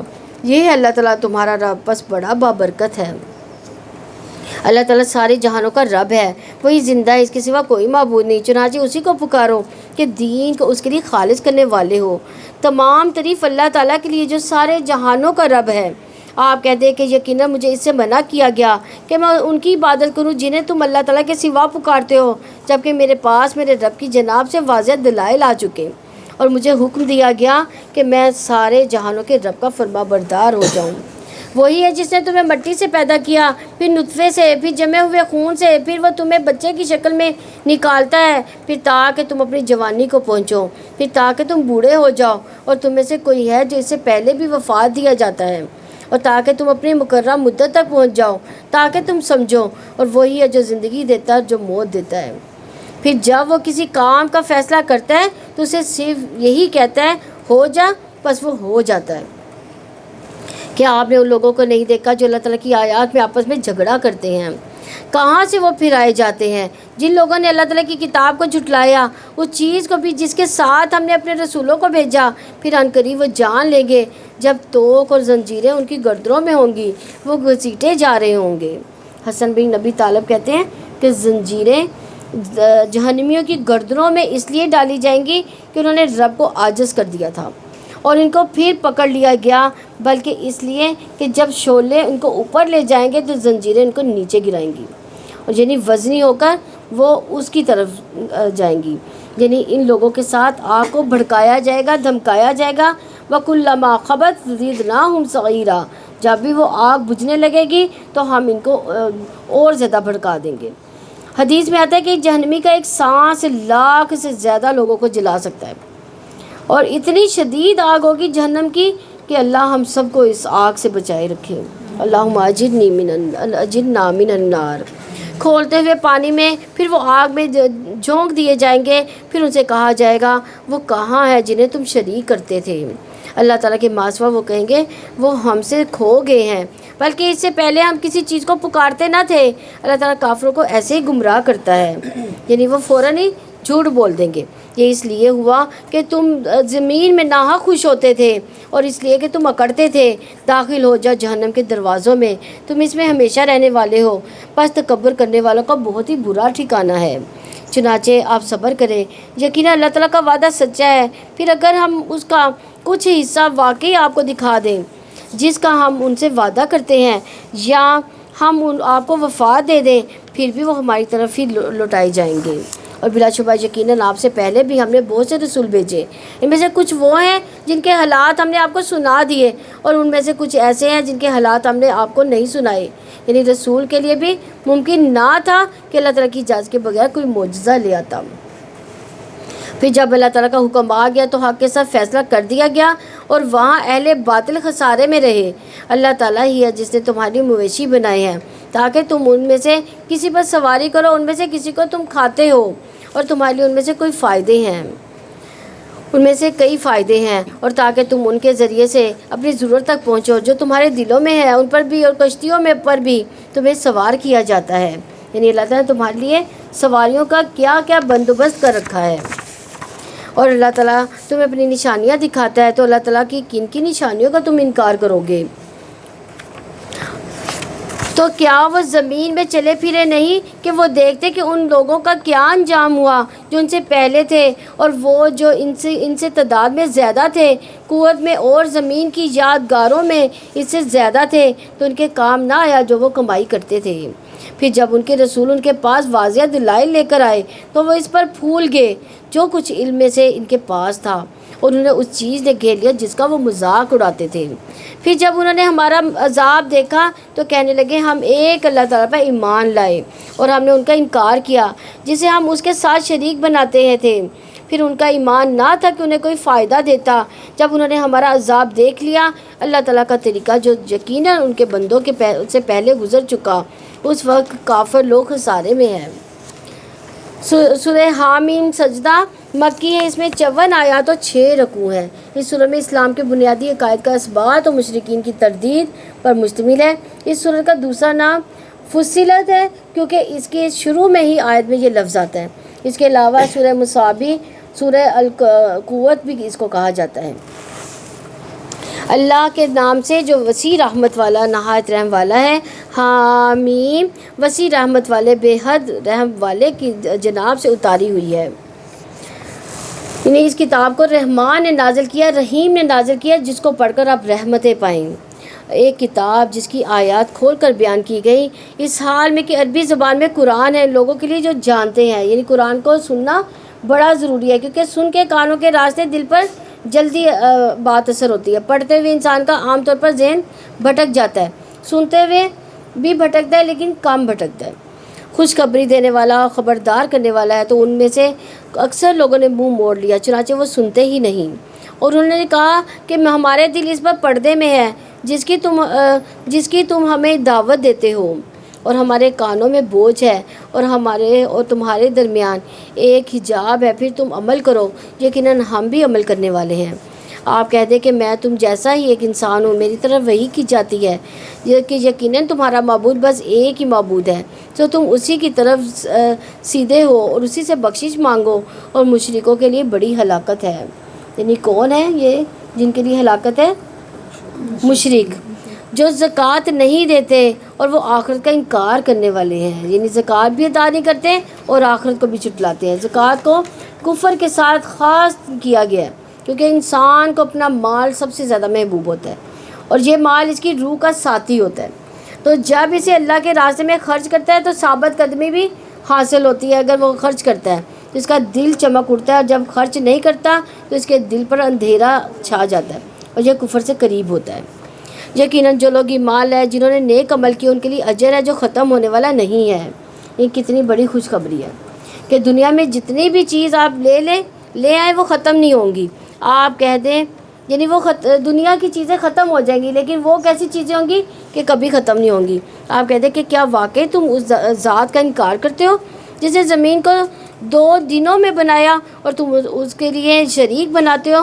وہی تو سارے جہانوں کا رب ہے، اور اسے زمین میں اس کے اوپر سے گڑے ہوئے پہاڑ بنا دیے، اس میں برکتیں رکھ دیں اور اس میں اس کی غذا اندازے سے رکھ دی 4 دنوں میں، برابر ہے سوال کرنے والوں کے لیے۔ تو زمین میں اللہ تعالیٰ نے کیسی برکت رکھی کہ ہر سال زمین کے اندر سے ڈھیروں غلہ اگایا جاتا ہے، اناج، چاول، کیا کیا نکلتا ہے۔ پھر اس کے بعد آپ دوبارہ اگاتے ہیں، پھر نکل آتا ہے۔ آپ ایک بیج ڈالتے ہیں تو اس ایک بیج سے 700 بیج نکلتے ہیں۔ یہ کس طرح کی فیکٹری ہے؟ کیسے نکلتا ہے اس میں سے؟ یہ دنیا کی فیکٹریز میں تو جو مال ڈالا جاتا ہے وہی نکلتا ہے، تو یہ کیسی فیکٹری ہے؟ ایک بیج ڈالتے ہیں تو 700 بیج نکلتے ہیں۔ تو یہ زمین میں اللہ تعالیٰ نے برکت رکھی ہے۔ اس کے علاوہ بھی جو انسانوں کی ضروریات ہے، یعنی گیس، تیل وغیرہ، یہ سب چیزیں بھی وقت کے ساتھ ساتھ دریافت ہوتی جاتی ہیں، اور انسان اسے فائدہ اٹھا رہا ہے۔ اللہ کو کن کہہ کر سب کچھ پیدا کر سکتا ہے، تو 2 دن میں یہ کیا، 4 دن میں کیا، یہ ہمیں بتایا جا رہا ہے کہ اس میں سیکھنے کی بات کیا ہے؟ وہ یہ کہ ہمیں ہر کام کو ٹائم دینا چاہیے، ٹھہر کے تحمل سے کرنا چاہیے۔ اگر اللہ تعالیٰ چاہتا تو یہ جتنا بھی اناج تھا ایک ہی دفعہ پیدا ہو جاتا، لیکن اللہ تعالیٰ نے ایک لمٹ تک انسان کو دے رہا ہے۔ پھر وہ آسمان کی طرف متوجہ ہوا، اور وہ ایک دھواں تھا جو اس نے اسے اور زمین سے کہا، تم دونوں آ جاؤ خوشی سے یا ناخوشی سے۔ دونوں نے کہا ہم خوش ہو کر آ گئے۔ کس سے کہا اللہ تعالیٰ نے؟ زمین سے اور آسمان سے۔ تو وہ دونوں خوشی سے آ گئے۔ تو اس نے 2 دنوں میں ان کو پورا 7 آسمان بنا دیا، اور اس نے ہر آسمان میں اس کا کام وہی کر دیا، اور ہم نے آسمان دنیا کو چراغوں سے زینت دی اور محفوظ کر دیا۔ یہ اندازہ ہے سب پر غالب، سب کچھ جاننے والے کے۔ تو یہ وہی کیا کیا ان کو، آسمانوں کو، یعنی ستارے کس مدار میں چلیں گے، سورج کہاں سے نکلے گا، کہاں غروب ہوگا، یہ اللہ تعالیٰ نے الہام کر دیا وہ ان کو۔ پھر اگر وہ منہ موڑے تو آپ کہہ دیں کہ میں نے تمہیں ایک کڑک سے ڈرا دیا، عاد و سمود جیسی کڑک ہوگی جب رسول ان کے پاس، ان کے آگے، ان کے پیچھے سے آئے کہ تم اللہ تعالیٰ کے سوا کس کی عبادت کرو گے۔ انہوں نے کہا کہ اگر ہمارا رب چاہتا تو ضرور فرشتے اتار دیتا، چنانچہ یقیناً ہم اس کا انکار کرنے والے ہیں جس کے ساتھ تمہیں بھیجا گیا۔ پھر جو تھے وہ زمین میں ناحق ہی بڑے بن بیٹھے۔ انہوں نے کہا کہ کون ہے ہم سے زیادہ طاقتور؟ کیا انہوں نے یہ نہیں دیکھا کہ جس اللہ تعالیٰ نے انہیں پیدا کیا وہ قوت میں ان سے زیادہ ہے، اور وہ ہماری آیات کا انکار کرتے ہیں؟ یعنی عقل کی بات ہے کہ پیدا کرنے والا طاقتور ہے یا جس کو خود وہ پیدا کرتے ہیں۔ تو ہم نے ان پر چند منحوس دنوں میں سخت طوفانی ہوا بھیج دی تاکہ ہم ان کو دنیا کی زندگی میں رسوائی کا عذاب چکھا دیں، اور یقیناً آخرت کا عذاب اس سے زیادہ رسوا کن ہے۔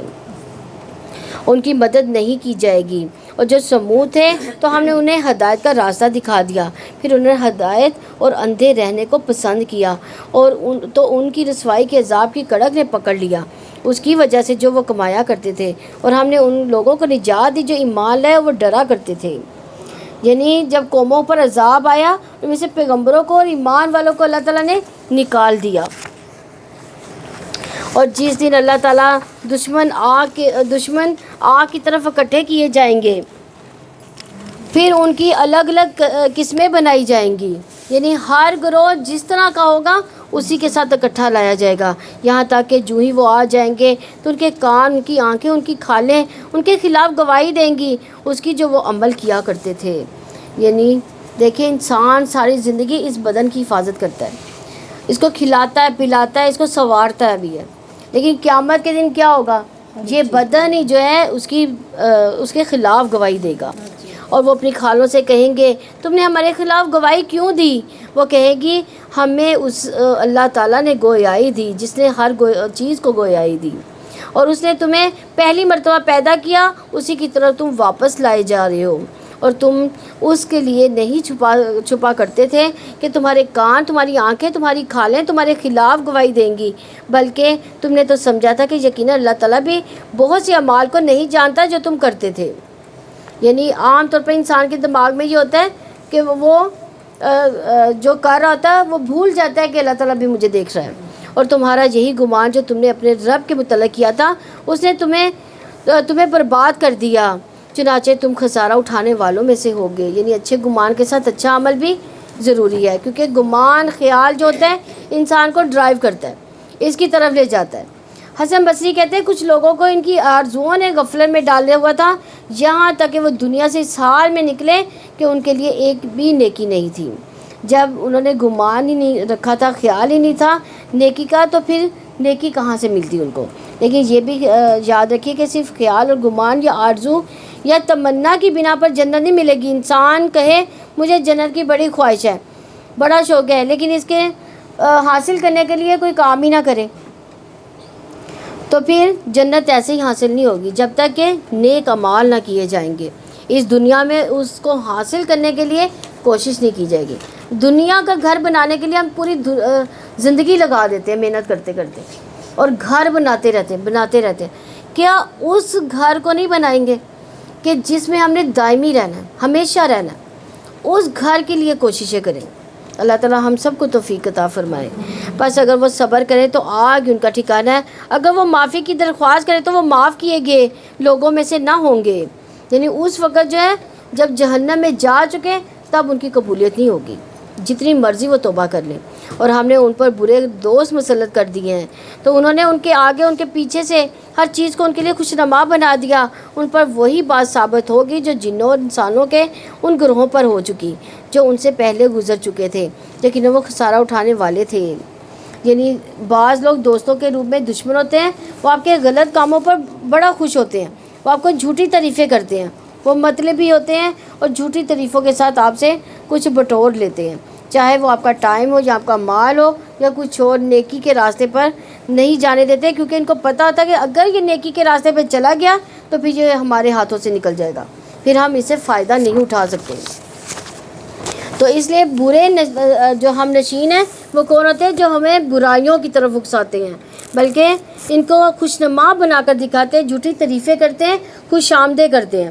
تو دوست کا آئینہ ہوتا ہے، تو آئینہ سچ بولتا ہے، ہمیں اپنے دوستوں کے ساتھ سچ بولنا چاہیے، ان کے غلط کاموں کو ہمیں درست نہیں کہنا چاہیے، غلط کو غلط کہنا چاہیے تاکہ وہ اس سے نکل آئے، تاکہ وہ اس سے بچ جائیں۔ تو یہاں جو آگ میں جائیں گے ان کی شامت کیوں آئی؟ کیونکہ ان پر کچھ ایسے ہی جانشین مسلط ہوئے تھے، ایسے دوست مسلط تھے جو آگے پیچھے سے ان کے سارے کام خوشنما بنا کر دکھاتے تھے۔ اور یہ ساتھی انسانوں میں سے بھی ہو سکتے ہیں اور جنوں میں سے بھی ہو سکتے ہیں، کیونکہ ہر انسان کے ساتھ ایک جن ہوتا ہے۔ جن شیطان جو اس کو بھٹکاتا ہے، اس کے لیے برائی کو خوبصورت بنا کر دکھاتا ہے۔ اور جن لوگوں نے کفر کیا انہوں نے کہا کہ اس قرآن کو نہ سنو، اس میں شور کرو تاکہ تم غالب آ جاؤ، کیونکہ اگر لوگوں نے قرآن کو سن لیا تو قرآن سے تو دل بدل جائے گا۔ تو وہ کیا کرتے تھے؟ وہ شور کرتے تھے تاکہ کوئی سن نہ سکے۔ اگر غالب رہنا چاہتے ہو تو لوگوں سے قرآن کو دور کر دو، ان کا یہ کہنا تھا، پھر قرآن نہیں تمہاری بات مانیں گے یہ۔ اور یہاں کفار کا یہ طریقہ کار تھا کہ وہ قرآن سنتے وقت کیا کرتے تھے؟ شور مچاتے تھے۔ مسلمانوں کو یہ نہیں کرنا چاہیے، جہاں قرآن پڑھا جا رہا ہو وہاں اپنی باتیں شروع نہ کریں اور شور ہنگامہ نہ کریں۔ تو یہ جو رویہ کس کا رویہ تھا؟ کفار کا رویہ تھا۔ اس کے بارے میں ابن عباس رضی اللہ عنہ کہتے ہیں کہ وہ کہتے تھے کہ اس میں شور شرابہ کرو، بعض کو نصیحت کرتے کہ جب تم محمد صلی اللہ علیہ وسلم کو قرآن پڑھتے ہوئے دیکھو تو ترانوں، شعروں اور لغو باتوں کے ساتھ اس کا مقابلہ کرو۔ تم اپنی مجالس سجا کر بیٹھو، تالیاں بجاؤ، سیٹیاں بجاؤ، شور شرابہ کرو تاکہ لوگ اس تماشے کی طرف آئیں اور قرآن نہ سنیں۔ ضحاک کہتے ہیں وہ کہتے تھے کہ تم اتنی باتیں کرو کہ تاکہ وہ پڑھ رہے ہوں اور ان میں خلط ملط ہو جائے، ان کو سمجھ ہی نہ آئے۔ لیکن قرآن ہمیں کیا ادب سکھاتا ہے قرآن سننے کے لیے؟ وَإِذَا قُرِئَ الْقُرْآنُ فَاسْتَمِعُوا لَهُ وَأَنصِتُوا لَعَلَّكُمْ تُرْحَمُونَ، اور جب قرآن پڑھا جائے تو اسے کان لگا کر سنو اور چپ رہو تاکہ تم پر رحم کیا جائے۔ قرآن سنتے وقت غفلت اور گفتگو کی بھی ممانعت ہے۔ ابن حسیم کہتے ہیں کہ جب کسی انسان کے پاس قرآن پڑھا جا رہا ہو تو اس کے لیے جائز نہیں کہ وہ غافل اور بے خبر ہو کر یا کسی اور سے بات کر رہا ہو۔ اسے چاہیے کہ توجہ سے سنے، چپ کر کے سنے، اور جس وقت قرآن کی تلاوت چل رہی ہو اس وقت باتیں کرنا قرآن کی تحقیر ہوتی ہے۔ یعنی کسی چیز کو ہم حقیر سمجھیں گے تبھی تو اس کو اگنور کریں گے نا، تو یہ اگنور کرنے کے مترادف ہے۔ اگر آپ کو ضروری بات کرنی ہے تو اس کو بند کر دیں۔ قرآن گھر کے کام کاج کے دوران تلاوت لگائی جا سکتی ہے، لیکن یہ نہیں کہ بیچ میں فون بھی سن رہے ہیں، بیچ میں بچوں سے باتیں ہو رہی ہیں۔ جس وقت سب گھر سے چلے جاتے ہیں یا نسبتاً خاموشی ہو اس وقت تلاوت لگانی چاہیے۔ چنانچہ جنہوں نے کفر کیا یقیناً ہم انہیں سخت عذاب چکھائیں گے اور ہم یقیناً ان کو ان کے عمل کا بدترین بدلہ ضرور دیں گے جو وہ کیا کرتے تھے۔ یہ اللہ تعالیٰ کے دشمنوں کا بدلہ آگ ہے، اس میں ان کے لیے ہمیشہ کا گھر ہے، اس کا بدلہ ہے جو وہ ہماری آیات کا انکار کرتے تھے۔ اور جن لوگوں نے کفر کیا وہ کہیں گے اے ہمارے رب، ان جنوں اور انسانوں میں سے وہ لوگ ہمیں دکھا دے جنہوں نے ہمیں گمراہ کیا، ہم انہیں اپنے پاؤں کے نیچے رکھیں تاکہ وہ ذلیل ہونے والوں میں سے ہو جائیں۔ لیکن جن لوگوں نے کہا کہ اللہ تعالیٰ ہمارا رب ہے پھر وہ ثابت قدم رہے، ان پر فرشتے اترتے ہیں کہ نہ ڈرو نہ غم کرو، اس جنت کی بشارت سے خوش ہو جاؤ جس کا تم سے وعدہ کیا جاتا ہے۔ یعنی یہ فرشتے کس پر آتے ہیں، کس کو تسلیاں دیتے ہیں؟ جن کے اندر یہ کہنے کے بعد کہ ہمارا رب اللہ ہے پھر اس پر استقامت بھی رکھتے ہیں۔ اور یہاں یہ دیکھیں کہ استقامت کیا ہے۔ عمر بن خطاب رضی اللہ عنہ کہتے ہیں استقامت یہ ہے کہ تم اللہ کے حکم یعنی اس کے احکامات پر قائم رہنے والے بن جاؤ، جو کرنے کو کہا گیا وہ کرو، جس سے روکا گیا اس سے رک جاؤ، اور لومڑی کی طرح دھوکہ دے سے کام نہ لو، چالیں نہ چلو۔ اسی طرح عثمان بن عفان رضی اللہ عنہ کہتے ہیں اللہ کے لیے عمل کو خالص کر لو۔ حضرت علی رضی اللہ عنہ کہتے ہیں اپنے فرائض ادا کر لو اور جم جاؤ، جو کر رہے ہو اسے صحیح سمجھ کر کرتے جاؤ، پھر اللہ فرشتوں سے مدد کرے گا اور برکت ہوگی زندگی میں۔ اور یہ تو آپ نے محسوس کیا ہی ہوگا کہ رمضان کی برکت ہے، قرآن کی برکت ہے، سارے کام ہو رہے ہیں، کون سے کام جو ہے وہ رک رہے ہیں، لیکن کچھ کام ایسے ہیں جو نہ بھی کریں تو گزارا ہو جاتا ہے، لیکن ضروریات پوری ہو جاتی ہے۔ تو ہمیں ان برکتوں کو اس مہینے میں ضرور محسوس کرنا چاہیے۔ اور ہم دنیا کی زندگی میں بھی تمہارے ساتھی اور آخرت میں بھی تمہارے لیے وہ ہے جو تمہارے دل چاہیں گے، اور تمہارے لیے اس میں سے وہ کچھ ہے جو تم طلب کرو گے۔ یعنی مت گھبراؤ، مت ڈرو۔ قرآن بتا رہا ہے کہ ایسے لوگوں کو جو اللہ کو اپنا رب مانتے ہیں، اور رب کو کون مانتا ہے؟ جو اس کا اپنا خالق، مالک، مدبر مانے، جس پر وہ بھروسہ کرے، توکل کرے، اس سے دعائیں مانگے، اس کی عبادت کرے، اپنا سب کچھ اس رب کو محسوس کرے اور پھر اس پر جم جائے، اسے ہٹے نہیں، لوگوں کی باتوں میں شک میں نہ پڑے، شبے میں نہ آئے۔ تو جو رب کو رب مانتا ہے پھر اس کی عبادت کے لیے دوڑتا ہے، اس کے دین کی خدمت کے لیے دوڑتا ہے، تو ایسے لوگوں کی مدد ہوتی ہے اور فرشتے ان کے پاس آ کر ان کو سرگوشی کرتے ہیں۔ آج اگر پابندیاں برداشت کر لو گے تو کوئی بڑی بات نہیں۔ نبی صلی اللہ علیہ وسلم نے فرمایا کچھ لوگ مسجدوں کی میخیں ہوتی ہیں، یعنی جیسے میخیں گاڑی جاتی ہیں ہمیشہ آپ کو وہی میخ ملے گی، یعنی کیل جہاں ٹھوک دیا گیا وہیں پر ہمیشہ ملے گا۔ تو فرشتے ان کو ہم نشین ہوتے ہیں، ان کے ساتھی ہوتے ہیں، اگر وہ غائب ہوں تو ان کو تلاش کرتے ہیں، یعنی وہ مسجد میں ہر دم مسجد میں نظر آتے ہیں، لیکن جب کبھی نہیں نظر آتے تو فرشتے ان کو تلاش کرنے نکل پڑتے ہیں کہ آج کہاں گے۔ اگر بیمار ہے تو عیادت کرتے ہیں، کسی کام میں مصروف ہو تو ان کی مدد کرتے ہیں۔ دیکھیں کیسے خوش نصیب لوگ ہیں، ہمیں بھی اللہ تعالیٰ ایسا ہی بنا دے۔ بے حد بخشنے والے، بے حد رحم والے کی جناب سے مہمان نوازی کے طور پر، یعنی دنیا میں بھی مدد اور آخرت میں بھی، یعنی جنت کی صورت میں۔ اور بات میں اس شخص سے زیادہ اچھا کون ہے جسے اللہ تعالیٰ کی طرف بلایا اور نیک عمل کیے اور کہا کہ یقیناً میں فرما برداروں میں سے ہوں۔ اور نیکی اور برائی برابر نہیں ہوتی. برائی کو تم اسے ہٹا دو جو سب سے اچھا ہے تو اچانک وہ شخص تمہارے اور اس کے درمیان دشمنی ہے. ایسا ہوگا گویا وہ دلی دوست ہے. یعنی سب سے اچھی بات اس کی بات ہے جو لوگوں کو اللہ کی طرف بلائے، اللہ سے جوڑے، جو خود بھی اچھے کام کرتا ہے دوسروں کو بھی بتائے اور خود بھی کرنے والا ہو. تو یہاں تعریف کی جا رہی ہے کن کی؟ جو مخلوق کو خالق سے جوڑتے ہیں. اور کامیابی پانے والے وہ لوگ ہیں جو لوگوں کو اللہ کی طرف بلاتے ہیں، دین کی تبلیغ کرتے ہیں، قرآن کی تعلیم دیتے ہیں. برائی کو نیکی سے بدل دے، برائی کی جگہ نیکی لے آئیں، بری عادتوں کی جگہ نیک عادتیں لے آئیں. اسی طرح دشمن کو بھی دوست بنا لیں. اور اس کی توفیق نہیں دی جاتی مگر ان لوگوں کو جو صبر کریں، اور اس کی توفیق نہیں دی جاتی مگر اس کو جو بڑے نصیب والا ہے. اور اگر شیطان کی طرف سے آپ کو کوئی اکساہٹ ہو تو آپ اللہ تعالیٰ کی پناہ مانگے، لیکن وہ سب کچھ سننے والا، سب کچھ جاننے والا ہے. یعنی اتنے اچھے کام کرنے والوں کو بھی وسوسہ آ سکتا ہے، اور وسوسہ انسان کے اندر شک اور بے یقینی پیدا کرتا ہے. انسان اللہ آہستہ آہستہ اس راہ کو چھوڑنے لگتا ہے، اور ایسے میں اللہ سے دعا کر کے شیطان کے شر سے محفوظ ہوں. یعنی آپ کو محسوس ہونا چاہیے کہ میں جو ہے اس وقت شیطان کا مجھ پر حملہ ہو گیا، اور اس حملے کو محسوس کر کے اللہ تعالیٰ سے پناہ مانگے، اللہ تعالیٰ کی پناہ مانگے. شیطان کو برا بھلا کہنے کی بجائے طاؤس پڑھے. بسم اللہ کہنے سے شیطان سکڑ جاتا ہے. طاؤس شیطان کے حملوں کو توڑ دیتا ہے. اور اس کی نشانیوں میں سے ہے رات اور دن اور سورج اور چاند. سورج اور چاند کو سجدہ نہ کرو بلکہ اس اللہ تعالیٰ کو سجدہ کرو جس نے انہیں پیدا کیا. اگر تم صرف اسی کی عبادت کرتے ہو پھر بھی اگر وہ تکبر کرے تو جو فرشتے آپ کے رب کے پاس ہیں وہ دن رات اس کی تسبیح کرتے ہیں اور کبھی نہیں اکتاتے. اور اللہ تعالیٰ کی نشانیوں میں سے بھی یہ بھی ہے کہ بلا شبہ آپ زمین کو بنجر دیکھتے ہیں، پھر جب ہم اس پر پانی نازل کرتے ہیں تو وہ لہلہاتی اور پھولتی ہے. بے شک جس نے اس کو زندہ کیا یقیناً وہی مردوں کو زندہ کرنے والا ہے. یقیناً وہ ہر چیز پر پوری طرح قدرت رکھنے والا ہے. یقیناً جو لوگ ہماری آیات کے بارے میں ٹیڑھے چلتے ہیں وہ ہم پر پوشیدہ نہیں رہتے. تو کیا جو شخص آگ میں ڈالا جائے گا وہ بہتر ہے یا وہ شخص جو قیامت کے دن امن کی حالت میں آئے گا؟ جو کچھ تم چاہو کرتے رہو، یقیناً وہ اس کو خوب دیکھنے والا ہے جو کچھ بھی تم عمل کرتے ہو. یقیناً جن لوگوں نے اس ذکر یعنی قرآن کے ساتھ کفر کیا جب کہ وہ ان کے پاس آ گیا، حالانکہ یقیناً وہ ایک باعزت کتاب ہے. باطل اس کے پاس نہ اس کے آگے سے آ سکتا ہے نہ اس کے پیچھے سے. کمال حکمت والے تمام خوبیوں والے کی جناب سے نازل کردہ ہے. آپ کو نہیں کہا جائے گا مگر وہی جو آپ سے پہلے رسولوں کو کہا جاتا تھا. یقیناً تمہارا رب بڑی بخشش والا اور بہت دردناک عذاب والا ہے. اور اگر ہم اس کو اجمی قرآن بناتے تو وہ کہتے کہ کیوں نہ اس کی آیات کھول کر بیان کی گئیں. وہ یعنی یہاں کافر مراد ہیں. کیا اجمی کلام اور عربی رسول؟ آپ کہہ دیں کہ جو لوگ ایمان لاتے یہ قرآن ان کے لیے ہدایت ہے اور شفا ہے، اور جو لوگ ایمان نہیں لاتے ان کے کانوں میں بوجھ ہے اور وہ ان کے حق میں اندھا پن ہے. یہی لوگ ہیں جنہیں دور کی جگہ سے آواز دی جاتی ہے.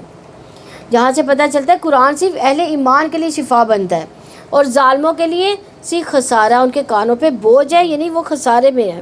اور ہم نے موسیٰ کی کتاب دی تو اس میں اختلاف کیا گیا، اور اگر آپ کے رب کی جانب سے ایک بات پہلے ہی طے نہ ہو چکی ہوتی تو ان کے درمیان ضرور فیصلہ کر دیا جاتا.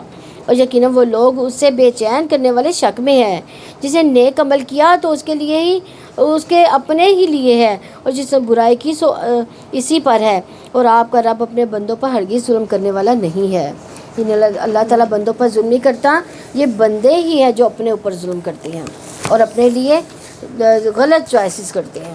اللہ تعالیٰ ہمیں اس قرآن کو پڑھنے والا اور اس پر عمل کرنے والا بنا دے، اور جو سنا ہے اللہ تعالیٰ اس کو یاد رکھنے والا بنا دے اور دوسروں تک آگے پہنچانے والا بنا دے. ہمیں نمازیں پڑھنی آسان فرما دے، ہمیں روزے رکھنا آسان فرما دے، اور جو نیکیاں اللہ تعالیٰ ہم نے رمضان میں کی ہیں، روزے رکھے، قیام کیا، اللہ تعالیٰ ہم سب سے وہ قبول فرما لے. اور ہمیں مزید آگے بھی نیکیاں کرنے کی توفیق عنایت فرما دے. تاک راتوں میں اللہ تعالیٰ زیادہ سے زیادہ عبادت کی توفیق عطا فرما دے. اللہ ہمیں صبح شام کے اذکار ہم پر آسان فرما دے. اللہ جتنے بھی اس محفل میں بیٹھے ہیں اللہ ان سب کی جھولیاں اللہ بھر دینا. اللہ ان کی جو مرادیں اللہ سب پوری کر دینا. اللہ یہ ساری بندیاں تیری رضا کے لیے یہاں آئی ہے. اللہ تو ہم سب سے راضی ہو جانا.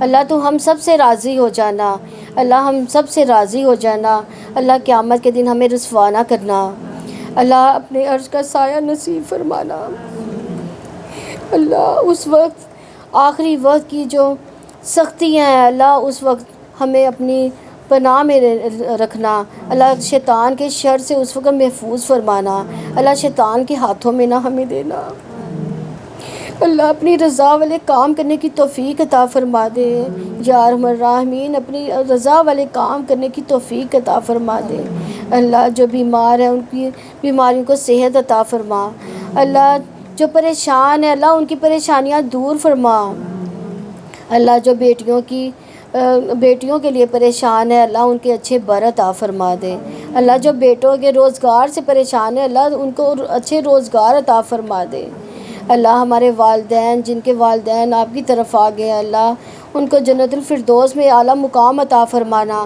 جن کے ماں باپ حیات ہیں اللہ ان کو ان کی خدمت کرنے کی توفیق عطا فرمانا، ان کو صحت عطا فرمانا، اللہ جن کی اولاد ہے اللہ ان کی آنکھوں کو ہماری اولادوں کو ہماری آنکھوں کی ٹھنڈک بنا دینا، اللہ جن کی اولاد ہے اللہ تعالیٰ نیک صالح اولاد عطا فرمانا، یا ارحم الراحمین اس وقت جب قیامت کے دن ساری گھبراہٹیں ہوں گی، ہر بندہ اپنی گھبراہٹوں میں ہوگا، اللہ تو ہمیں اپنے عرش کا سایہ نصیب فرمانا، اللہ تو اپنے عرش کا سایہ نصیب فرمانا، اللہ اپنے عرش کا سایہ نصیب فرما دینا، اللہ ہم سب تیرے جنت کی طلبگار ہیں، اللہ ہمیں دوزخ سے پناہ مانگنی ہے، اللہ اپنی دوزخ سے ہمیں پناہ دینا، اللہ ہمیں جنت عطا فرمانا، اللہ ہم بڑے گناہ گار ہیں سیاہ کار ہیں، اللہ ہماری خطاؤں معاف فرما دینا، اللہ ہمیں اس دنیا میں ہی ہماری خطائیں معاف فرما دینا، یا ارحم الراحمین ہم پر اپنی رحمت فرمانا، اللہ ہم بڑے ناسمجھ ہیں، ہم سے خطائیں ہو جاتی ہیں، گناہ ہو جاتے ہیں، اللہ جن گناہوں کو ہم جانتے ہیں اللہ وہ بھی معاف فرما دینا، جن کو نہیں جانتے اللہ وہ بھی معاف فرما دینا، سبحانک اللہم و بحمدک نشہد ان لا الہ الا انت نستغفرک و نتوب الیک۔ السلام علیکم ورحمۃ اللہ وبرکاتہ۔